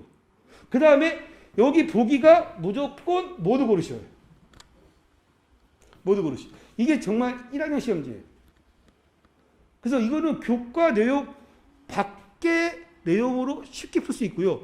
교과 내용 내로 하면 좀 복잡하시게 되고요. 하지만 뭐 되게 복잡하죠. 글, 그림, 표 모두 고르시오. 아이들이 이 연습 많이 해야 돼요. 그냥 겨울방학 때 국어, 영어 수업 열심히, 국어, 영어 수업 열심히 하다가 이제 학교 가서 수업 열심히 듣고 시험 보잖아요. 멘붕 와요. 자, 두 번째로 이제 한영이에요. 제가 이게 이 자체가 어렵진 않아요. 근데 아시다시피 이게 1학년 교과과정이 아니에요. 물론 뭐 특정 출판사 제가 말씀 못 드리지만 거기에 이런 식이 하나 있어요. 그리고 이런 게 있어요. 네, 관성의 법칙, 작반의 법칙, 가속도의 법칙. 근데 이 문제 자체는 1학년 문제가 아니에요. 네, 특히 이런 거. 이런 장력을 언제 배우는지 아세요? 중1 때 배워요. 근데 실제로 아이들은 중1 때 과학 시험을 안 보죠. 그냥 기억이 없어요. 저희가 중1 때 과학을 했나요? 너 했어. 아, 그래요? 네. 이런 대답만 와요. 그래서 제가 이거 한영 걸 보여드린 이유는 네, 이거는 교과 내용이 아니라고 조심스레 말씀드리고 싶고요. 그래서 한영고는 무조건 네, 교과 내용 외에 선행이 반드시 필수고 물론 배제도 그렇습니다. 이게 아마 변별력이 갈리는 문제도 아니에요. 심지어.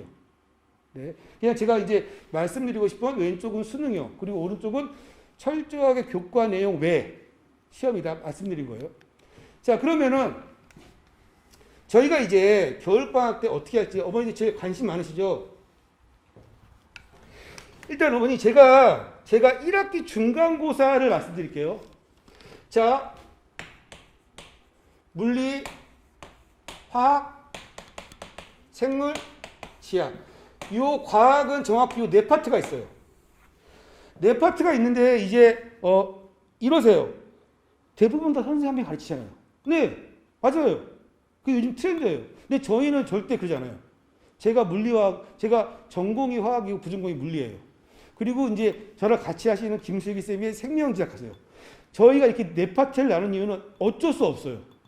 이게 왜냐면 갈수록 시험은 어려워지고 난이도가 있어가는데 한 사람이 네 개를 다 케어한다 이건 불가능해요. 절대로 집중도 떨어지고요. 그러니까 저희가 과학 수업이 기본적으로 3시간이에요. 그럼 3시간 동안 기본적으로 저희는 3시간 내내 수업을 해요. 테스트는 10분 정도? 나머지 중요한 테스트는 제가 따로 봐요. 클리닉 때. 왜냐? 학원 와서 배울 수 있는 최대한 배워가야 돼요. 저희는 2명이서 하기 때문에 1시간 반씩 최대한 수업을 끌어올려요. 그리고 저희가 지금 수능 문제도 풀고 그리고 물리학 학원도 하기 때문에 그리고 생원 지원 다 하기 때문에 저희들의 그 수업 난이도는 철저합니다. 난이도 철저하게 시키면서 되게 디테일하고 이해시키고 자세하게 정확히 설명합니다. 그래서 저희는 이거 잡았어요. 저희가 이게 그 다른 학원은 왜 혼자 해요? 왜 안 돼요? 이게 수익 구조예요, 어머니. 근데 저희는 그런 걸 이미 포기했어요. 저희의 수익은 1학년 학생들이 과학을 잘해서 저희한테 믿음을 가지면 이 아이들이 2학년 이과 와서 저희한테 다 배워요. 믿음을 가지고. 그러면 저희는 그 아이들을 위해서 이제 수익이 나는 거지 저희가 1학년을 가르칠 때 이걸로 뭐 어떻게 수익을 내겠다 이런 마음은 아니에요. 그러니까 저희한테 1학년은 투자예요. 우수하고 그리고 공부를 열심히 하는 마음이 있는 학생을 저희가 성적을 올려서 아이들이 더 재미있게 과학을 하기 위한 저희가 하나의 투자예요. 그래서 이렇게 지금 4개 파트인데 2명이 짝을 이뤄서 저희가 지금 7년 이상 같이 했거든요. 그래서 기본적으로 이제 뭐냐면요.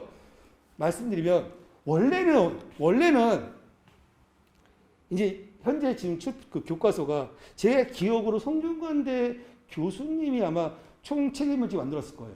그러니까 이 전 과정이 융합과학이고 지금이 통합과학이잖아요.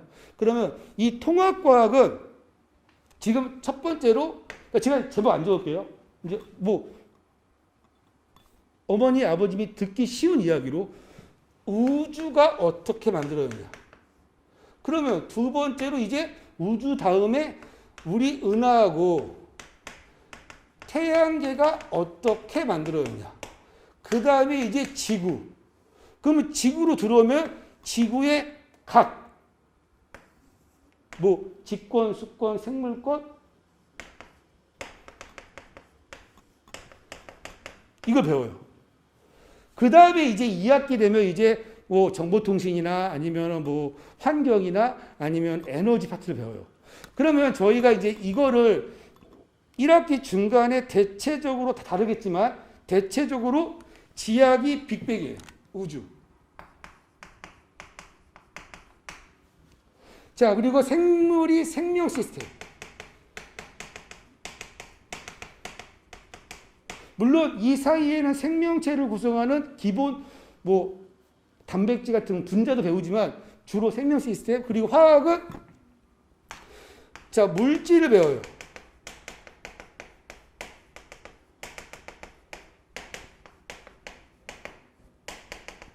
화학 결합하고 자 물리는 아무래도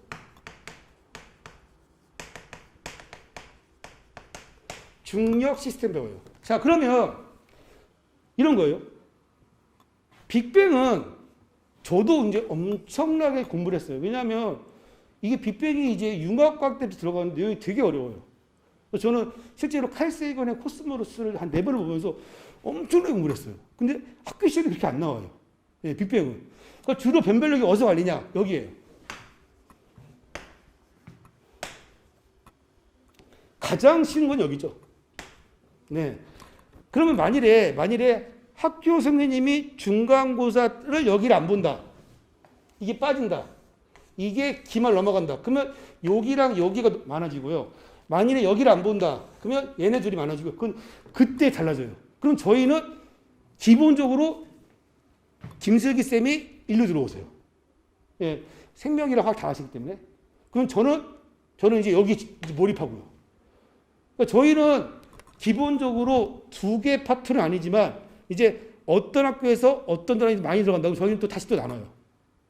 철저하게. 근데 그러면 혹시 물리만 볼 수, 그러진 않아요.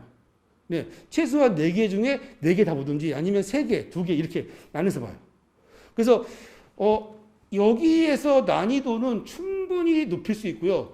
주로 이제 물리나 화학이 어려운데 여기는 선행을 안 하면 굉장히 불리합니다. 네. 선행 안 하면요. 그냥 원래 교과 내용은 이거예요. 교과 내용은 그냥 지구에서 있으면 사고가 떨어지고 비가 내리고 이런 내용이에요. 원래는. 왜요? 문과, 이과 통합이거든요. 근데 정작 시험 문제는 사고가 떨어지는 거 가지고 갑자기 등가속도 자연학과 문제가 어려워져요. 그리고 수평으로 던진 물체 나오면서 갑자기 물투 문제 나와요. 벡터까지는 아니지만. 그래서 여기 물리화학은 선행 아니면 절대적으로 불리하고요. 생명지학은 굉장히 까탈스러워요. 그러니까 말이 아다르고 어다른데 약간 함정 문제가 많아요. 그래서 여러 번 자세히 보고 꼼꼼하게 읽어야 돼요. 꼼꼼하게. 그래서 학교 수업을 열심히 들어야 돼요. 그러니까 어떤 애들은 공부 잘해요. 수학 잘하고 물리화학 잘해요. 근데 시험 별로 안 높아요. 3등급이에요. 보면은 되게 단순한 게 아니죠. 뭔가 말장난하고 좀 꼼꼼하지 않아 틀린 경우가 많아요. 특히 남학생들.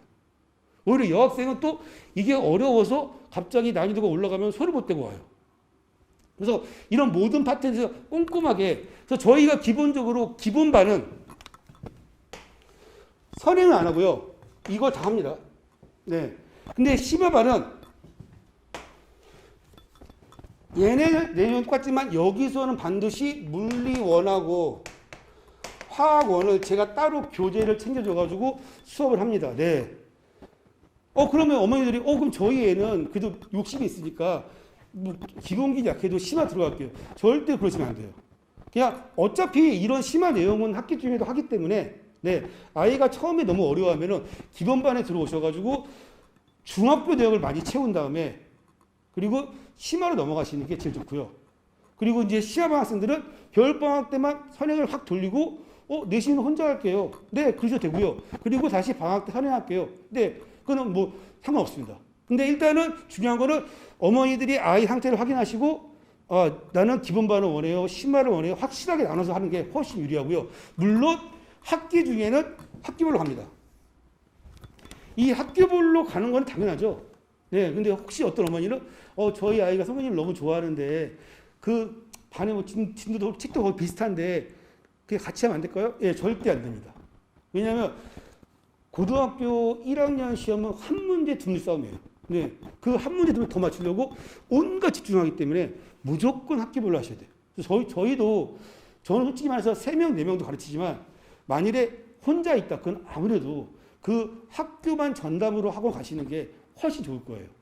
자, 그러면 저희가 이제 슬슬 이제 마무리 되는데요. 뭐 이거는 저희가 이제 2학년 거라서 그냥 간단하게 과목 특징이 말씀드리면, 물리는 간단히 말씀드리면 공과대학을 간 학생, 그리고 물리를 좋아하는 학생, 예, 그리고 화학은 예, 기본적으로 공부를 많이 해야 돼요. 네, 공부를 많이 하고 선행도 해야 되고, 네, 공부를 많이 하는 학생. 그리고 이제 생명지학은, 생명은 아시다시피 모의고사 응시는 최다죠. 어렵고 그 유전 문제 풀이부터 굉장히 다양해요. 그리고 이제 지구과학은 공부량은 많지 않아요. 누구나 40점까지 금방 올라가요. 근데 수능 보면은 자료가 너무 어려워요. 그 순간적인 어떤 재치나 아니면 그래프 자료 해석이 너무 잘해야 돼요. 그럼 어떤 어머니 저한테 도대체 뭘 해야 돼요? 아니, 그냥 제가 이제 말씀을 드리는 거예요. 예, 현재 수능이 어려우니까. 그래서 이제 아이 성향에 맞게, 아이가 공부를 열심히 한다. 그럼 뭐 생명하고 화학하시고, 아이가 좀 게으르지만 머리는 너무 좋아요. 그럼 물리하시고, 아이가 좀 약간 이해는 느린데 성실해요. 그럼 지구화학 하시고, 그러니까 그거는 뭐 나중에 이제 아이랑 어머니랑 이게 저는 정확한 정보를 알려드려야 되기 때문에 말씀드린 거고요. 자, 이제 마무리로 저희가 이제 이거 고3이고요. 예, 저희 장점이 저희가 가장 강조하는 게 클리닉이에요. 제가 이제 가르치다 보면은 안타까워요. 한 20명 있잖아요. 그러면 한 6명은 잘 따라와요. 선행도 했고, 자신감도 있고, 막 공부해가면서. 근데 또 한 10명 정도는 그냥 앉아있다가 와요. 근데 그 애들도 이제 제가 이제 놀라는 거는 그 클리닉 보잖아요. 그러면은 대단해요. 와서 숙제를 하는데 개념 공부를 하나도 안 하고 바로 문제로 가요. 그래서 제가, 야, 너 복습했어? 아니요? 근데 왜 바로 문제를 풀어? 저 원래 이렇게 하는데요? 아, 그래? 그러니까 그 애는 중학교 때 내내 키운 거예요. 이거 소위 말하는 학원빨이죠. 학원에서 밥까지 다 떠먹여주니까 그냥 먹기만 하는 거죠. 네. 굉장히 좀, 그래서 제가 앞에 한번 읽어보고 이게 어떤 내용인지 네가 알아야 머리에 넣을 때 약간 이렇게 차곡차곡 넣지 않을까? 아, 그래요? 예, 네, 잘 안 바뀌어요. 그래서 제가 끊임없이 잔소리해요. 공부를 이렇게 해라, 이렇게 해라, 이렇게 해서 이 클리닉 때 뭐냐면 되게 공부를 스스로 하는 학생, 떠먹여줘야 하는 학생, 그리고 네, 가장 이제 무서운 학생이죠. 하나도 모르겠어요. 그것도 뭐 수업 중에 끝나고 아니라 일주일 뒤에 와서 숙제를 하려고 했는데요. 하나도 모르겠어요. 그럼 제가 또 용기를 주어주고 이제 야, 이거 이런 내용이야 설명을 해줘요. 그 다음 주에 하나도 모르겠어요. 근데 그게 이제 저는 이제 항상 뭐 이런 얘기예요. 얘가 공부를 안 해서 모르는 거지 정말 몰라서 안 하는 거지 맨날 고민해요. 안 해서 모르나 몰라서 안 하나 아 얘가 안 하는 애는 아니야 몰라서 안 할 거야. 그 설명해줘요. 그럼 이해했니? 네. 그리고 또 그냥 와요. 네. 그래서 저는 포기 안 해요. 그러니까 이게 제 말은 학생마다 이 요구가 달라요. 그래서 이거는 수업 때 절대 케어가 안 돼요. 저뿐만 아니라 모든 학원이 클리닉을 하지만 그럼 클리닉은 제가 뭐 일주일에 한 번 와서 하나요? 아니요. 여기 거의 상주할 거예요. 이 클리닉 하려면요. 거의 일주일에 5일은 나와야 돼요. 그렇다고 이게 되게 많은 시간 소모되는 게 아니에요. 어떤 학생은 10분이면 되고요. 어떤 학생은 1시간 걸려요. 그러면 야, 너 학원 몇 시야? 아, 저 이쪽에 옆에 학원 7시요. 그러면 너 6시 20분에 와. 나랑 30분만 하자. 네? 야, 이런 식의 클리닉이에요. 저는 그래서 하나하나 다 잡아요. 약속을. 물론 뭐 최상위권 애들은 네, 그냥 따로 제가 또 문제만 챙겨주고 따로 질문 몇 개 받아주고 이렇게 하고 그리고 중위권 애들은 개념 한 번 또 보완해주고 문제랑 개념 같이 가지고 그리고 하위권은 이제 복습을 해줘요 다시. 그리고 아주 쉬운 문제로 그 복습한 내용을 확실하게 이해하고 넘어가는. 그래서 지금 제가 이제 수업들의 난이도가 있지만 클리닉도 디테일하게 난이도가 있고요. 네, 그래서 저희의 장점은 클리닉이에요. 그리고 저희의 가장 장점은 저는 약간 크게 그림을 그리고 수업을 맥을 잡아줘요. 근데 제가 약점이 뭐냐면 아주 꼼꼼하게 막 하나하나 다 챙기지 않아요. 그건 네가 알아서 해. 근데 김석희 쌤은요 굉장히 끈기 있으세요. 그래서 학생들이 약한 게 뭔지 계속 잡아주고 설명하시고 저도 놀라워요. 저 끈기가. 근데 그게 아마 생명과학이랑 지학 과목의 특징이 아닐까 싶어요. 그래서 저희가 이제 팀을 이뤄 수업하는데 제가 이제 마무리로 저희 김슬기 쌤 이제 인사로 마무리 시켰습니다. 그리고 이제 김슬기 쌤 인사가 끝나면 제가 한 번 더 인사드리겠습니다. 안녕하세요. 통합과학 생명과 지구과학 파트를 맡은 김슬기입니다. 우리 암기만 잘해도 A를 받던 중등과학과는 달리 상대평가인 통합과학은 공부량도 많고 원리를 정확히 이해한 후 적용할 수 있어야 합니다. 단순 암기로만은 중등과학에서 A를 받던 학생들도 3, 4등급으로 떨어지는 경우가 종종 발생하기도 하는데요. 저희 수업은 단순 암기가 아닌 원리와 개념을 이해하는 수업. 우리 같이 시작해 봅시다. 감사합니다. 그럼 저희가 앞으로 올해 한 해 이 강동 지역의 고1 학생들 내신을 확실하게 책임지고 열심히 하겠습니다. 네, 저희 믿어주시고 꼭 저희가 성과를 내겠습니다. 감사합니다. 안녕하세요. 틀림없는 한국사 김준창입니다. 입시의 명문이죠. 강동 생각의 차이 학원에서 내신 입시 설명회 시작해 보도록 하겠습니다. 일단 제가 누군지 한번 소개 간단하게 한 다음에 정확한 고1 한국사 커리큘럼 한번 설명해 드리겠습니다. 자, 제 소개는요. 저는 현재 이투스에서 한국사 온라인 강의를 하고 있습니다. 수능, 내신, 이제 다수의 커리큘럼을 제시하고 있고요. 그 다음에 단꿈교육이라는 곳에서 1등 연구원으로 활동하고 있습니다. 9년 동안 1등을 유지했는데 단 한 번도 1등 자리를 놓친 적이 없습니다. 그리고 단독지필 교재가 20권이 넘는다고 하는데 맞아요. 수능, 내신, 공무원, 한능검 그러니까 이 땅에서 치러지는 모든 한국사 교재를 제가 혼자 씁니다. 혼자. 뭐 다른 사람들 같은 경우에는 팀을 짜서 누구는 자료조사, 누구는 뭐 다른 거 분업을 한다면 저는 전부 다 혼자 진행했다는 거 말씀드리고요. 그 다음에 현장 강의 경험도 매우 풍부합니다. 그래서 대치동이랄지 강동, 송파, 일산, 용인 등등 제가 움직일 수 있는 거리는요 가서 현장에서 많은 강의를 진행하고 있습니다. 그리고 YBM 넷이라는 곳에서는 제가 한국사 능력검정시험 심화편이라고 하면은 1급, 2급, 3급 자격증에 해당하는 강좌인데 이 강좌를 하고 있습니다. 최다 수강생을 보유하고 있습니다. 그 다음에 에듀윌 공무원 한국사 교재를 검수하고 있는데 한 번쯤은 길 가다가 봤을 겁니다. 뭐 공무원 에듀윌이 뭐 1위다 라고 하는데 그 1위인 곳에서도 제가 교재 검수를 보고 있습니다. 그리고 군간부 한국사랄지 그 다음에 군무원 한국사까지 제가 모조리 다 섭렵하고 있습니다. 그러면 지금 제가 소개해 드린 부분을 한마디로 요약하면 무엇이 되느냐? 업계 최강이죠. 최연소 한국사 전 영역 강의를 제가 섭렵하고 있습니다. 그만큼 저는 실력을 검증받았고 그 다음에 실력이 있다는 것을 보여드린 다음에 이제 두 번째로 넘어가 보겠습니다.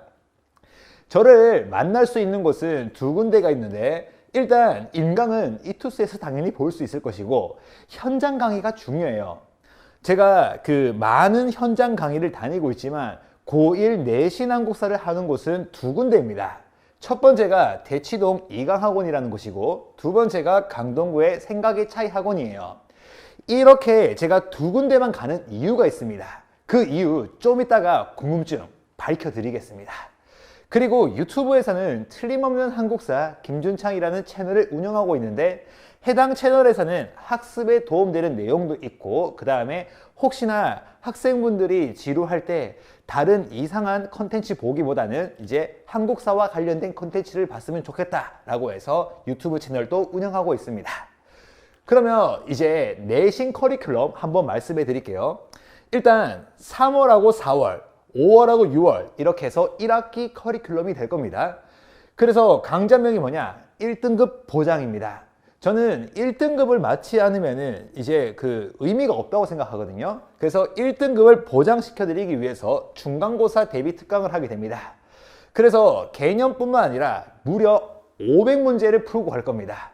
이 500문제를 풀고 가면은 웬만하면 틀릴 수가 없습니다. 그리고 이제 수업 회차 같은 경우에는 회당 2시간씩이고 그 다음에 총 6회가 됩니다.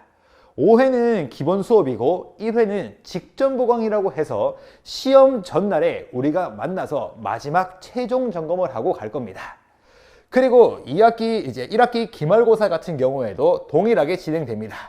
그래서 2시간씩 6회 이렇게 될 것이고 2학기도 마찬가지예요. 9월, 10월 달에 2학기 중간고사 대비 특강, 그 다음에 11월과 12월에 2학기 기말고사 대비 특강 이렇게 이루어져 있습니다. 그러면 이 커리큘럼을 봤으니까 제가 어떻게 이제 학생들을 케어하는지 한번 설명해 드릴게요. 가장 큰 메리트가 있다면은 실시간 카카오톡 질문 서비스가 될 겁니다. 제가 온라인에서도 Q&A가 정말 빠른 것으로 유명합니다. 보통 온라인 Q&A 같은 경우에는 뭐 길면은 4시간, 더 길면은 뭐 하루가 지나고 답을 해주는 경우가 많은데 저는 최대한 2시간 안에 답을 하려고 노력을 합니다. 그런데 이 2시간도 혹시나 길다 그러면 즉답을 해드리겠습니다. 대한민국에서 가장 빠른 질문 답변 서비스가 될 겁니다. 우리 한 번쯤은 느껴봤을 거예요. 분명히 모르는 게 있었는데 공부하다가 이것을 물어봐야지 체크해 놓습니다. 그리고 하루 이틀 지나잖아요. 잊어버려요. 그리고 이 물어보려고 했던 것이 언제 기억날까? 시험장에서 기억난다는 거예요. 그러면 우리는 완벽하게 시험을 대비 못하게 되는 것이죠. 그래서 혹시나 궁금한 것이 있으면 바로 질문해 주시면 최대한 빠르게 답변해 드릴 것이고 최대한 빠르게라고 했을 때 뭐 1분마다 바로 알려드리면 좋겠지만 혹시나 50분 정도는 걸릴 수 있습니다. 그 이유는 현장에서 수업을 하고 있을 때는 이제 50분 정도 텀이 발생할 수 있다는 거. 그 다음에 수업 후에 30분 클리닉을 진행할 겁니다. 그래서 제가 소개할 때 2시간씩 수업한다고 했는데 기본적으로 2시간 30분이 되는 거예요. 그래서 2시간치에 해당하는 수업료를 받을 것이고 30분은 플러스로 제가 무료로 해드릴 겁니다. 그래서 만약에 한국사 수업이 결정되면은요 다음 학원 수업까지는 좀 텀을 두시는 게 좋을 것 같아요. 그래서 2시간 수업한다고 알고 그 이어서 바로 학원 수업을 잡았는데 알고 보니까 한국사가 플러스 30분이 더 있대요. 이런 경우가 발생할 수 있으니까 생각해 주시고 그 다음에 필요시에 보강해 드리겠습니다. 한 명이라도 저는 멀리서 오더라도 다 보강을 해 드립니다. 그러면 이 보강은요 직전 보강과 달라요. 이 보강 같은 경우에는 제가 무료로 해드립니다. 그래서 학생들이 이해가 되고 그 다음에 고득점을 받기 위해서 필요하다면 무조건 하도록 하겠습니다. 그 다음에 세 번째, 복습 인터넷 강의를 무료 제공합니다. 혹시 현장에서 이제 피곤할 수 있잖아요. 아침에 학교 갔다가 그 다음에 이제 오후에 학원 와야 돼요. 이렇게 월에서 금요일까지 이제 수업을 하고 또 주말에 한국사 들으러 왔는데 얼마나 피곤하겠습니까? 그래서 피곤해서 중요한 부분을 놓쳤다. 그러면은 제가 영상 강의를 필요에 따라서 지급해 드리겠습니다. 그래서 혹시 이해 안 되는 점이 있다. 그러면 이 영상을 통해서 다시 한번 확인하는 방법도 있고요. 혹시나 영상이 좀 그렇다라고 한다면요. 제가 이 줌이라는 서비스가 있어요. 그래서 학생을 초대해서 실시간으로 좀 알려드리는 시간을 또 가지도록 하겠습니다. 그리고 예상 문제를 제공한다고 하는데, 선생님, 아까 전에 500문제 푸신다면서요. 근데 또 예상 문제가 있습니까? 라고 하는데, 이런 경우가 있더라고요. 500문제도 부족하다는 학생이 있었어요. 그러면서 저한테 이제 되게 조심스럽게 죄송하다는 듯이 물어보더라고요. 선생님, 혹시 문제 좀 더 받을 수 있을까요? 막 이래요. 그런데 절대 걱정하지 마세요. 제가 문제 무한대로 더 드릴 수 있습니다. 왜냐면 9년 동안 이제 제가 수석연구원으로 있으면서 과거에 설민석 선생님이 이제 그 수능이랑 내신 강의할 때 제가 수석연구원이었거든요. 그 데이터 저한테 있습니다. 그래서 이 평생 풀어도 못 풀 만큼의 문제량이 있으니까 얼마든지 요청하시면 됩니다. 그리고 조건이 있습니다. 뭐냐? 기존 문제 500문제도 다 풀지 않고 제대로 안 풀었는데 문제만 더 주세요. 이때는 안 드립니다. 그래서 제가 딱 보고 난 뒤에 완벽하게 풀고 숙지가 돼 있다. 무한대로 제공해 드리겠습니다. 그래서 지금 알려드린 것이 제가 가장 자부하는 관리 시스템이라는 거, 그 어디에서도 볼 수 없을 겁니다. 자, 그러면 이제 고1 한국사에 대한 궁금증이 있을 거예요. 그 궁금증 하나하나 한번 보자고요. 일단 첫 번째, 한국사 수업인데 6회씩이나 해야 됩니까? 정말 많이 듣는 질문이었어요. 국어, 영어, 수학도 아니고 한국사인데 6회씩 해야 될까요? 네, 해야 되죠. 그 이유를 한번 설명해 보자고요. 합리적으로. 6회 수업은 12시간이에요. 그러면 우리 시험 때까지 학교에서 한국사 수업이 어느 정도 되느냐 봐요. 주 2시간이에요, 최소가. 그리고 시험 때까지 최소 14시간을 학교에서 수업해서 진도를 나가요. 그러면 이 14시간 동안 진도 나간 것을 12시간 만에 끝내요.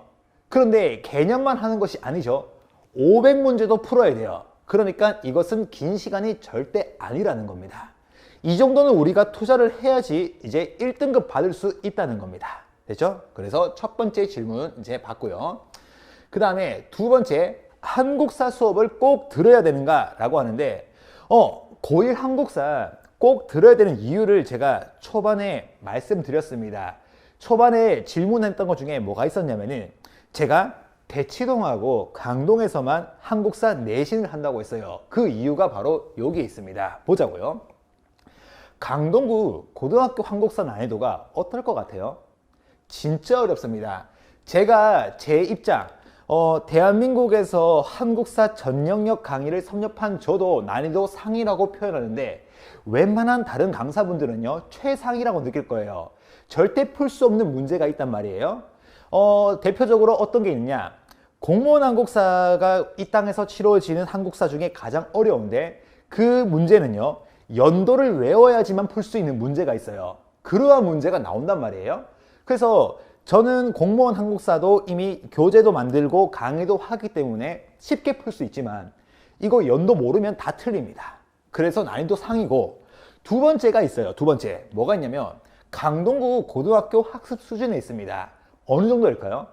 제가 진짜 웬만한 지역 다 다녔습니다. 다 다녔는데 고1 한국사 제가 안 한다고 했어요. 왜 안 한다고 했을까? 쉬운데 왜 할까라고 했는데, 두 군데는 진짜 수준이 높아요. 그게 바로 강동구하고 대치동입니다. 진짜로. 그래서 진짜 상이에요, 상. 그러면 어떤 문제가 발생하느냐? 학교 선생님들은요 1등부터 마지막 등수까지 순위를 세워야 돼요. 1등급 비율 4% 맞춰야 되고 2등급까지 11% 맞춰야 되는데, 이 비율도 맞추기 위해서는 어떻게 해야 되느냐?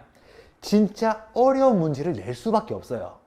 더 놀라운 것은 이거예요. 자, 점수가 90.2점 나왔습니다. 한국사 점수가 몇 등급일까요? 아마 대부분은요 2등급 정도는 되지 않을까라고 하는데, 놀랍게도 3등급입니다. 이게 현재 강동구의 고등학교의 수준이에요. 그래서 한국사 수업은 들으면 좋다는 겁니다. 그리고 혼자에서는 이렇게 1등급까지 치고 올라가는 거 어렵습니다. 됐죠? 자, 그러면 이제 제 강의에 있어서 필요한 교재를 한번 설명해 드리겠습니다. 제 교재는요, 대한민국에서 하나뿐인 교재입니다.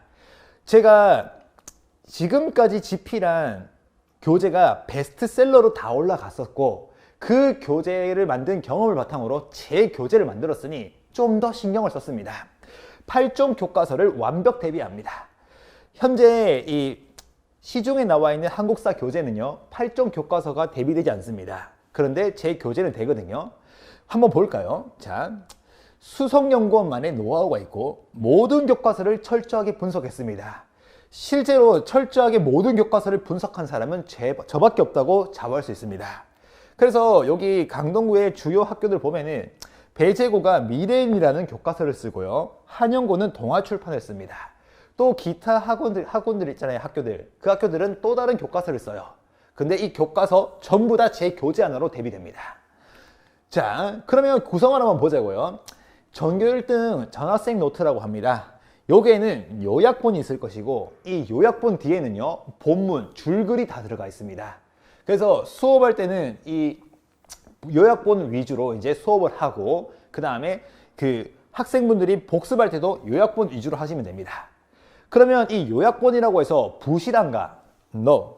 여기에는요, 교과서에는 없지만 학교 선생님 자료에 있는 내용까지 들어가 있다는 거예요. 실제로 이 등급을 나누기 위해서는 선생님들이 따로 자료를 준비할 수밖에 없어요. 교과서 안에 있는 내용만 가지고 시험 문제 내면은 진짜 1등급 비율이 5, 6, 7, 8%까지 나온다는 거예요.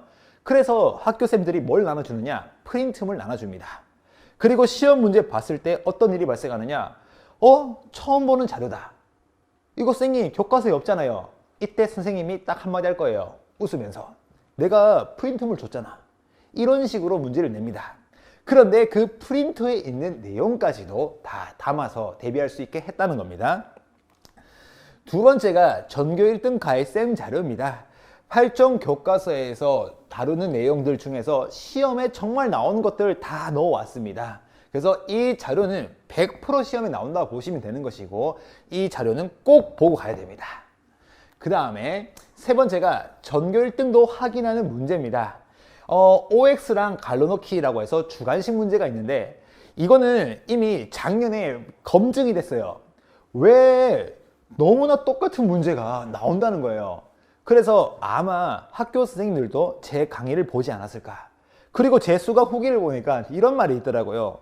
학교 선생님이 가르치는 방식이랑 제가 가르치는 방식이랑 결이 너무 똑같대요. 합리적인 의심만 할 뿐. 여기까지 하겠습니다. 어쨌든 OX와 갈로넣기가 있는데, 이것도 왜 적중률이 높을 수밖에 없을까라고 했을 때는 한 가지입니다. 시험 포인트에 맞게 넣었기 때문입니다. 그냥 문제 수를 채우기 위해서 문장 짜집기 하면은 학생들에게 혼란만 줍니다. 그 혼란은 최소화시키면서 저는 이제 시험에 적합한 포인트를 잡아서 문제를 만들었고요. 그 다음에 전교 1등이 다니는 학원 문제입니다. 이것도 100% 자체 제작 문제입니다. 이런 말하면 정말 민망하긴 하지만 제가 다른 주요 대기업에서 문제 제작 의뢰를 많이 받아요. 그때 한 문제 만드는데 얼마를 받느냐? 못해도 3만 원에서 5만 원까지 받습니다. 그런데 그 문제가 여기에 다 들어가 있어요. 그래서 이 문제는 퀄리티도 높고 적중률도 너무 높다는 겁니다. 진짜 그 어디에서도 찾아볼 수 없습니다. 그래서 자체 제작 문제까지 있어요. 이게 이제 저의 교재고, 그러면 이제 너무 궁금한 점이 있을 거예요.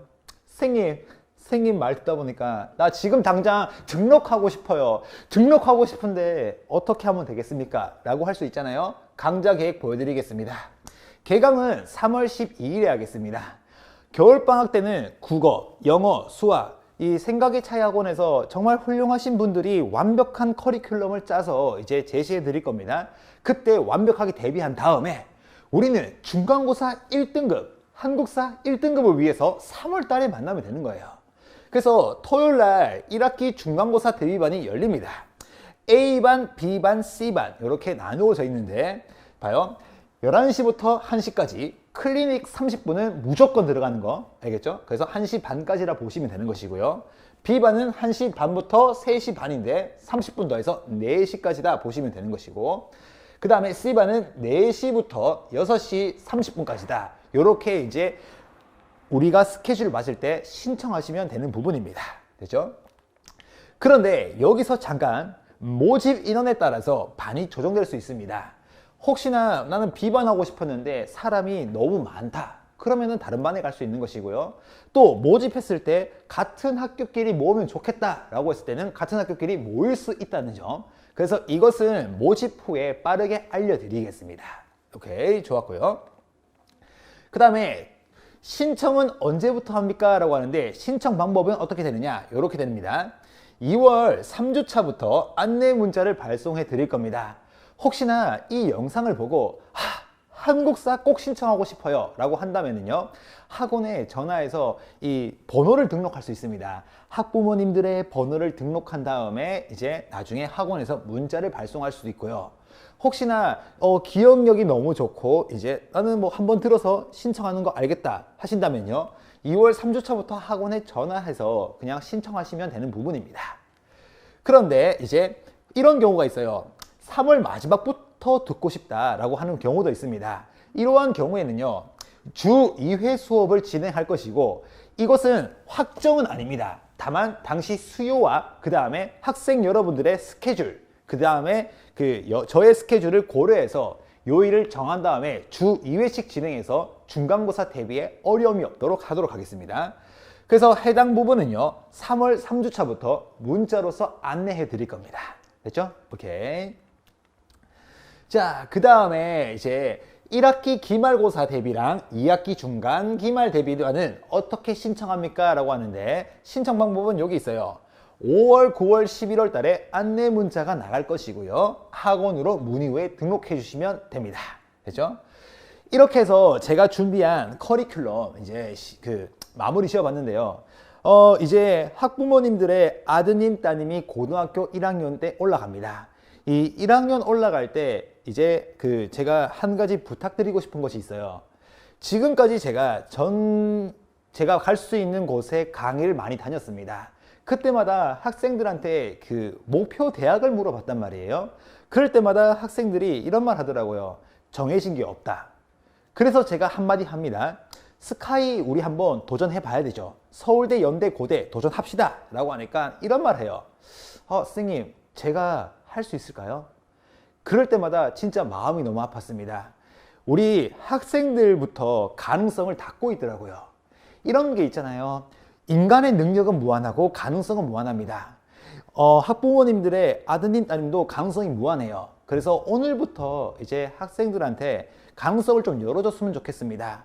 단순히 그냥 무조건 너는 스카이 가야 돼 이렇게 강압적으로 말하기보다는 할 수 있다, 잘할 수 있다, 괜찮다, 독려하면서 이제 가능성을 열어주신다면은 아마 아드님, 따님들이 고3이 되었을 때는 이제 서울대, 연대, 고대를 갈 수 있지 않을까라고 생각이 듭니다. 이런 말이 있죠. 내가 그냥 서울대, 연대, 고대는 못 간다고 생각하면은요, 평생 못 가지만 갈 수 있다고 생각하면은요, 갈 수 있다는 겁니다. 제 말은 그 말이었습니다. 됐죠?